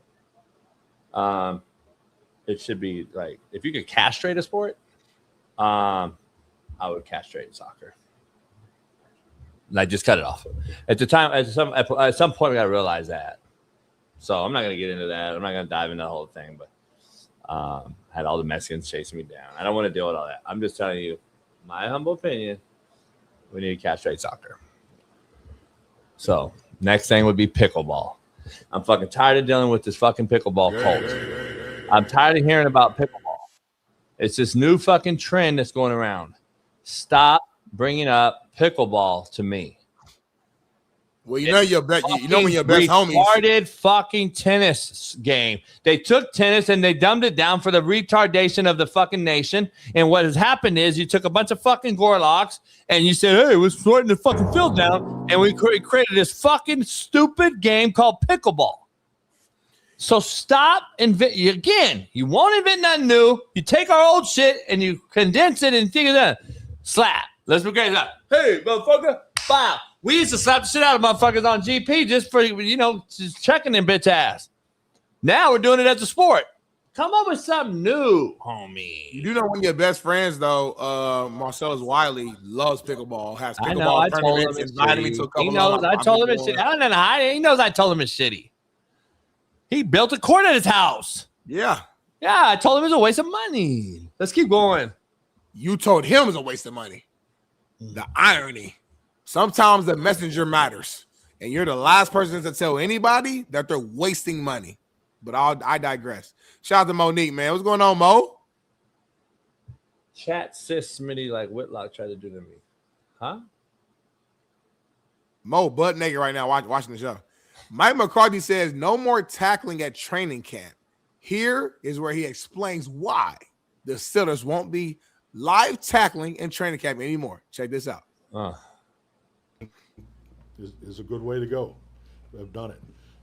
But I feel like, we'll be able to get it done in other, ways of training, particularly in our tackling drills, and the team drills. So injuries are part of the game, and I think you clearly got to do the best you can, and it's a judgment. You try to reduce risk. So, but we will not live tackle. Listen, I respect Mike McCarthy a lot. Super Bowl winning. What did he say? I didn't hear it. Tell me. For a long time, he basically said, in a nutshell, that he's done it both ways. He's done live tackling during camp. He says it's a good way to do it, but he's also not, done it a different way as well. He said they won't be live tackling. He said he believes that they can still get everything accomplished they needed through like individual drills, tackling drills, things like that. But he said like injuries are a part of the game, and just the decision that he wanted to make for this particular team. I get that. I understand that, but I just think that, bro, like when you have a team that has not tackled all season long, all camp long, you have a team that ends up being soft. You have a team that, especially the first half of the season at least, are getting their tackles broken, or broken tackles constantly throughout the season. You're seeing guys just not have the proper form to finish. And I get the rebuttal will be, well, these are NFL guys. They've been playing football since they were kids. They know how to tackle. No, it's not about that, homie. It's about just the muscle memory of just doing it consistently, leading up to it. Like me, like I needed those reps. I needed those live reps of just finishing and putting and going all the way to the ground and getting that contact right, putting my hand placement. Like I need those reps. I think a lot of guys do, and not tackling, not live tackling, I'm afraid can lead to the Steelers being soft on defense and again, don't be surprised you see them early in the season playing against a team like the Ravens with the Derrick Henry, and he's fucking breaking 6 tackles every single run against them because they did not live tackle. So that's my biggest concern. I disagree with this method. I think there needs to be at least a couple days of live. I'm not saying all throughout camp, but a couple days of live tackling just to mix it in there. That's all you need for a veteran team. So I disagree with Mike. Yeah, I don't like them at all anymore at all. Damn, I hope they lose. I hope they lose every game. Damn. Fuck Mike. Fuck him? This is stupid. As an old school guy, this is absolutely fucking stupid. I hope they lose every fucking game with the 49ers. Because at the end of the day, you seem hurt for some reason. Because we're contributing to killing another brother.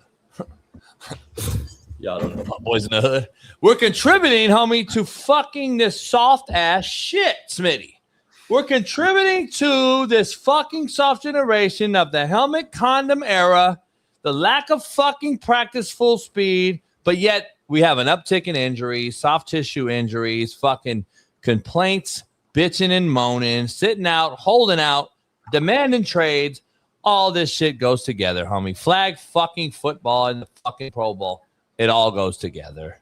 Let's just be honest. Football was not designed, by the way, to be soft. If it was supposed to be safe and healthy and upright, then they wouldn't have put helmets and pads on us. It's just very simple. It's a really simple fucking concept. Rugby plays rugby because that is what the sport has been. They play to tackle a odd-shaped, odd-long ball at full speed, as we did growing up without pads. And guess what? When you add pads, more athletic, you have higher collision rates. Why are we taking that away? Why do you practice on an 8-foot rim and then play in a game and it's 10 feet and wonder why you're shitty? Why do we think we can play dunk ball all week long at an 8-foot rim and then play in our high school game that week on a 10-foot rim and have a shitty game and act like we don't know why? Why are we practicing on a 50-yard football field and then go to a 100-yard field and act like we don't know where the hash marks are? I don't understand why we practice dumb fucking shit and then expect us to have success when it's time to go. The number one thing coaches used to say, Smitty, can't just click it on. Yep. Can't just click it off. Can't put the light switch on and off. Yep. But now they're practice how you play. So now Aaron fucking Rodgers, 2 years off a fucking blown out Achilles, off of a 42-year-old, no, still don't know who his wife is. All of a sudden, now you're gonna not practice him. DK Metcalf, a guy has got one highlight his whole life, chasing down his fucking interception. You're gonna sit here and say that this big old Tarzan look like James motherfucker is not gonna practice and have to take on fucking press coverage and get banged by the safety coming downhill, and you don't want to do that? And then you don't want to tackle any of your running backs at practice ever and then have to deal with the running backs you have to deal with in the AFC North? I'm with you, homie. Like I said, again, I get you got a veteran team. I get it's a lot of money pouring out, a lot of pressure, and I get one major injury to the wrong person can change everything. But again, you can't play scared. I understand. I think Mike Bundy put a risk management. Okay, cool. I get that. But risk management is, again, choosing minimal days of going live. But to say we're not going live at all, and then I'm assuming, I bet you those same starters are barely going to play in the preseason. They might play a drive. So they're going to go into the regular season with damn near no live experience and just expect them to go out there full speed now. That's what actually leads to injury. When you have not been full speed, when you have not been hitting and going live, and out of nowhere, it's game day, and now I got to go 0 to 100, and you want me to go out there and hit Derrick Henry in the A-gap, full speed, take him to the ground. Now that's when I fucking strain my calf or strain something because my body's not used to doing that. And so that's just my concern. I want to acknowledge something. All you fucking nobodies in the chat. You absolute nobodies that bring up one person. Almon Green, because they just said yesterday he's got Alzheimer's or whatever. Shout out to Almon Green. Played a long time. Great running back. He got Parkinson's. You can sit up here and point out the 1% of people that play these sports and get after effects all you want. But please don't point out the 90% that are perfectly fine. Stop fucking bringing up the 1 percentile of fucking things. Because I could do that in NASCAR, hockey, basketball, baseball, golf, walking your doggy, driving my car, going shopping, fucking, I can bring it up with anything. So stop bringing up this fucking one time. How about Mark Gastineau and all these other people that played way before? We can bring up a lot of fucking travesties in sport or in life.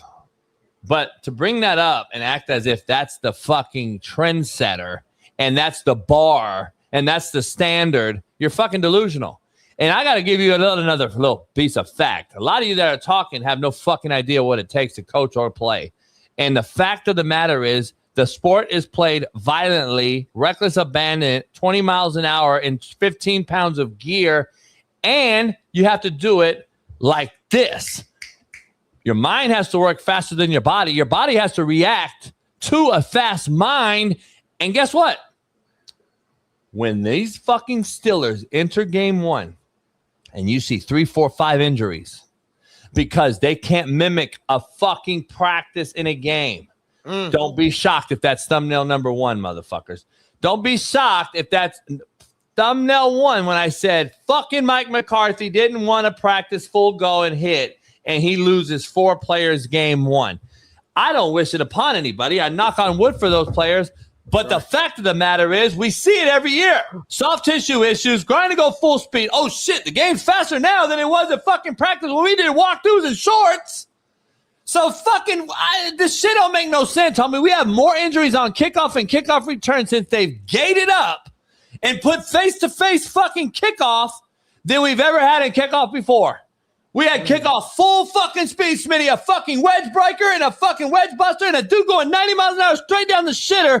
And we had less injuries then than we fucking do now in this gay-ass, soft, face-to-face, call a guy for a fucking onside kick, fucking text a friend, fucking bullshit we're in right now.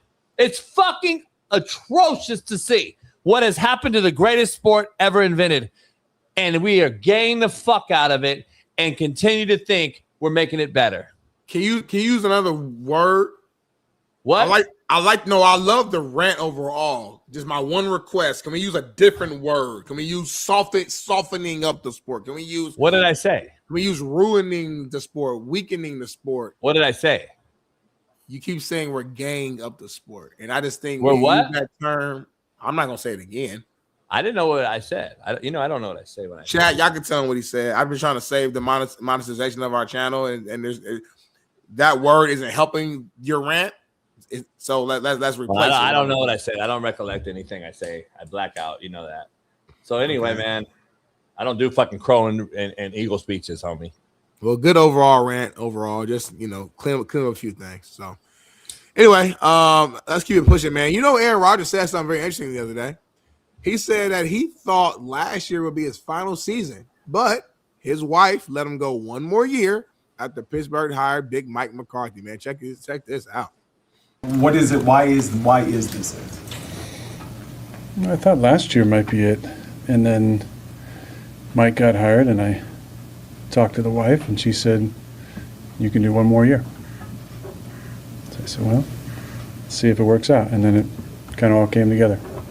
We just talked to DK earlier, and he said, "Well, saying it the last year might just be something guys say if you don't get hit this year, you want to come back another year." Do you think you'll have any kind of debate or? No, zero debate.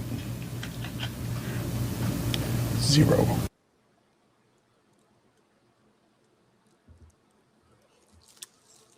The power of a wife, man, is a beautiful thing. And it's a shame that JB will never experience what it's like to have a wife. I think about it often, actually. It's like, man, this is such a good dude here.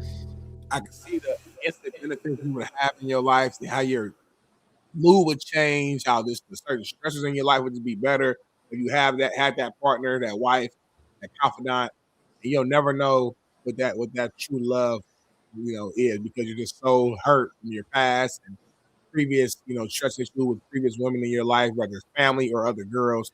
And it sucks, man. Like, having that good wife in your corner is a beautiful thing. Sometimes as a man, you're not always thinking, the right way to make a decision, or sometimes there's too many decisions in your head and you need that woman to be there to help you kind of really hone in and like really understand what makes the most sense, man. And that's what happened with Aaron Rodgers. She said, "Hey, man, one more year, finish the way you started with the same head coach who you won a ring with." And I just think it's dope, man. I think it's dope to see it. Maybe I just bigger picture. I'm just sad that you'll never experience what having a wife is like. Go ahead. Trust no bitch. Here's the thing. At the end of the day, this looks crazy, bro. What's up? I just said all this beautiful shit just now. This motherfucker said, "Trust no bitch." This dude's crazy. Go ahead. Well, anyway, what I'm saying is, at the end of the day, first of all the fucks in the fucking chat who want to demand to see his wife. Who the fuck are you? Who are fucking you to demand to see this man's fucking wife? I'm fucking kudos to the motherfucker if he's got a man, a boyfriend, a wife, girlfriend. I don't give a fuck what he has. And at the end of the day, I don't give a fuck, Smitty. I don't give a fuck who he's married to or with. And why do you so fucking care so goddamn much to see who the fuck this man lies in bed with? Number one. Number two, if he came out gay or had a boyfriend, it'd be different. But he doesn't. He hasn't. So the end of the day is, why do you care who his wife is, homie? Why is that the number one fucking thing I see on social media? TMC can't even find his wife. So fucking what? Are you his fucking boyfriend? You sound like a boyfriend, homie, with small dick energy. We call that small dick syndrome. That's what you all care about, is this man's fucking wide open eyes. He just started a line. We all know he's on some weirdo shit. Who gives a fuck? But you all care about his wife? I care about him fucking game one, play one, taking a 5-step, Smitty, since they don't practice in pads, hanging out DK Metcalf over the middle on a high fucking dig route. He gets fucking depleted, done for the season. And then fucking Aaron Rodgers blows his shit out because the right tackle gets fucking lifted up because they haven't practiced all year long. And then we got a guy with a fucking helmet condom on who's fucking running straight down the fucking shitter. And he gets fucking elbowed across the throat. And because they haven't practiced all year long, 4 fucking guys go down in fucking the series number 1. That's what I care about. That's what I care about. What the hell was going on? Cat's wife. Fuck who his wife is. I care about them not practicing. You speaking death on his life. No, I'm not. I said I care about them not practicing, not fucking ayahuasca or dark retreat or fucking some stupid fucking thing he does. You just called for 4 injuries in week 1. I don't give a fuck. I don't care about his wife, that's for sure. Damn, homie. Fuck, homie. I'm just telling you. I mean, this motherfucker's gonna drop that fucking. And that motherfucker is delivery. That's his delivery. Fucking bah. And that motherfucking high. Fucking DK Metcalf. And he's done because they don't practice. So the fucking heat came way faster than it did in practice because they don't practice full speed. Your buddy just said it. So that buddy said, you just said a hell of a speech. Hey, I don't agree with Mike here. Why you bring Mike back then for other Mike, Black Mike? Why'd you get rid of Black Mike for White Mike? I don't get it. I Black Mike never lost playoff. Never had a losing season. Man, it just screams like a lot of bullshit going on, homie. And then the wife had to dictate if he could play again. And we don't know who the wife is. And y'all are worried about who the wife is. I'm worried about more brass tacks. I want to know what they practice like. Because if they're just doing walkthroughs all day long, Smitty, you think they're really going to beat fucking Lamar Jackson, Joe Burrow, and them motherfuckers? They just walk through all day? Look! You done, homie? I'm tired. I bet. You just talked nonstop for 7 minutes. You predicted 4 injuries week 1. You broke down how they would be injured. You went down a whole rabbit hole. Kalshi, homie, predicted market. That damn nerd. What you eat? Them neurons? What they call? Neurogum? Kalshi everything, huh? I mean, prediction market. I just predicted the first 4 bets. Well, listen, man. Predict this. Puka Nacua acknowledges there have been things this offseason that don't reflect who he is. He's appreciative of the support system that he has, including his mother and his brothers, who have had intense but loving conversations with him about improving as a person. Check out this video, homie. How confident are you that that stuff can stay in the past and that you can kind of lock in and not maybe invite any more distractions? I feel very confident about that. I think continuing some of the things that I was able to establish into my routine, trust in, and in closing, I think my circle of trust and allowing the people that I feel like have the inside parts of my life to continue to communicate and trust the people I think who are around me. And I owe a great thank you to my support system, but especially like my family through this time. There have been things that obviously have happened this offseason that haven't been the truest reflection of the person I feel like I am and how my mother raised me. And there's definitely been conversations with her to apologize, but also for her to say that she supports me. And also my brothers are I think my biggest critics as well. So I'm like there were some intense conversations, but loving conversations in order to see improvement. So in summation, you think Puka's done biting motherfuckers on the shoulder? Go. No. At the end of the day, him and his brother's weirdo fucks. And I love the kids to death. You know, did his brother get in trouble during this past year with the UFL or something? Did his brother, don't his brother play in the UFL and didn't he get just a mess, robbery or something like that? Or am I tripping? I was just trying to tell you. Y'all make that up? No, I tried to tell you. Buddies is on some weird shit on me. Then the Nakuas be clowning on me. Huh? Then the Nakuas be clowning. I'm saying, I've been telling y'all. He got that money, homie. He got that. I told you, he's the greatest player of all time. And I think like it started to get to his head a little bit. So he started going on streams and started to bite motherfuckers on the shoulder. It started turning up and just got a little crazy. But hopefully, listen, the difference between him and Ayuk is that he got a support system. He listens to his support system. And I think Puka's going to be better. I think he's going to be his best season yet. Why? I'm not doubting that. Why? But I'm just telling you the fact of the matter is we cannot dismiss is there's some weirdo fucks.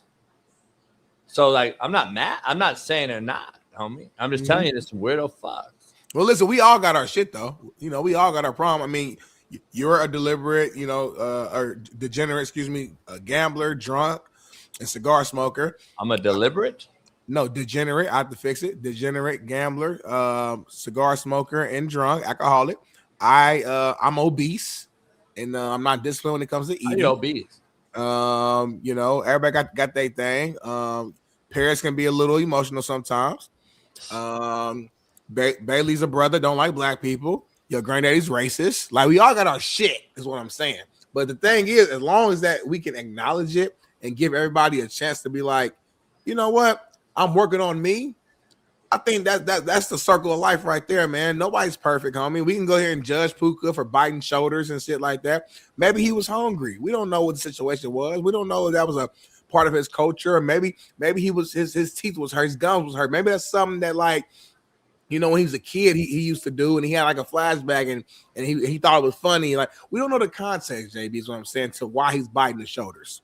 So before we sit here and just judge him and judge others, we all got our shit, homie. We all got our problems. So I think we just got to sit back, give people grace, you know, forgive, not forget, but understand that, hey, don't judge the other person when you got a speck in your own eye. God said that, and God leads my life. So if God said that, then who am I to go against it?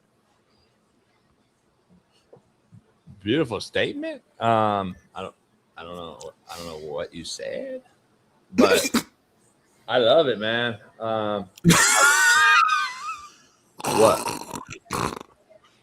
What? Beautiful statement, but don't know what I said. Well, I'm just saying, like, trying to pay credit card off. Yeah, this show is fucking shit. Because my shit went up, homie. This during the show, I got an alert, and I told y'all that. Nah, you got extreme. I'm gonna talk to your mom. I'm like, hey, Miss Brown, was he like this as a kid? Like, I want to know, when did this start? Because you have I know your coaches used to get pissed at you when you was young, like before you took football real serious, when you was still kind of like figuring it out, 7th grade. I know your head coach was like, Jason, behind the line. Everybody fucking running. Damn, Jason, why you fuck you ain't listen, Jason? You was a knucklehead. You was a fucking slapdick shitbird. I know you was. I would have hate coaching your ass. That's why you smiling like that. I can tell, because you ain't got no fucking attention span, homie. You ain't listen to nothing fucking coach said.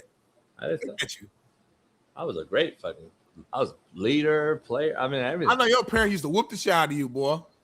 Your dad used to beat the shit out you, didn't. I know he did. My mom did, not my dad. That's always the mom that whoop you more for some reason. My dad knew, like, you know, my dad at the time, my dad, you know, so he did. He wasn't really. It was my mom, homie. My mom used to grab me out the fucking bed, like, it's crazy shit. Beat the shit out you. You deserved it. Huh? You deserve all the ass weapons. Smitty, JB ready to go, y'all. I can tell you, this motherfucker been these last 30 minutes have been crazy. This motherfucker ain't. No, my credit went up. My credit just went up. My credit just went up another 9. Just 9? Another 9 points. That's not really nothing. But I'm saying, when you find out what it goes to, you say something different. Are you gonna sell me your house? What? Are you gonna sell me your house? Am I gonna sell my apps? House. To me. If something cracks off the right way, yeah. Or just lease to own or something. BPS, give me time. That BPS kind of, because like now I gotta rely on you, like keeping your word. Why wouldn't I? Huh? What have I shown you in the last 4 years that would show you that I'm irresponsible? Go. You're not irresponsible. Exactly. I didn't say you're not. I'm not gonna lie. I didn't say you're irresponsible. I pay my bills, but you still have BPS. That's like. At the end of the day, I'm still black, huh? Yeah, I mean, it didn't matter. I got white. You saw me in the ocean the other day. We have traits that we cannot avoid. This motherfucker redlining me right now, homie. That's but crazy. I'm saying both delegations. Right. I was in the ocean. You saw me swimming. Yeah. You saw me swimming, homie. With a shirt on. No, I didn't. I did what Shaun King said. I don't have no shirt on. Shaun King's in that I'm telling you, I'm chill, homie. I'm in shit. I'm real, like fucking solid, homie. Yeah. That ain't no flab, homie. Shaun King said when you was doing this dance right here, he said your arm was flapping. I had a bitch, homie. I had a gangster ass bitch hit me up, and we were talking yesterday, and she threw me for a loop. She threw me a new one. She said she want to hear it. Hear what? Yeah. I said, what you talking about? She said, I want to take your shit out, get it hard, and slap it on your stomach. And put it on the speakerphone. I want to hear it. Threw me for a loop. I gotta be honest. Yes. Chat want to know. America wants to know. Huh? The chat wants to know. America wants to know. Did you do it?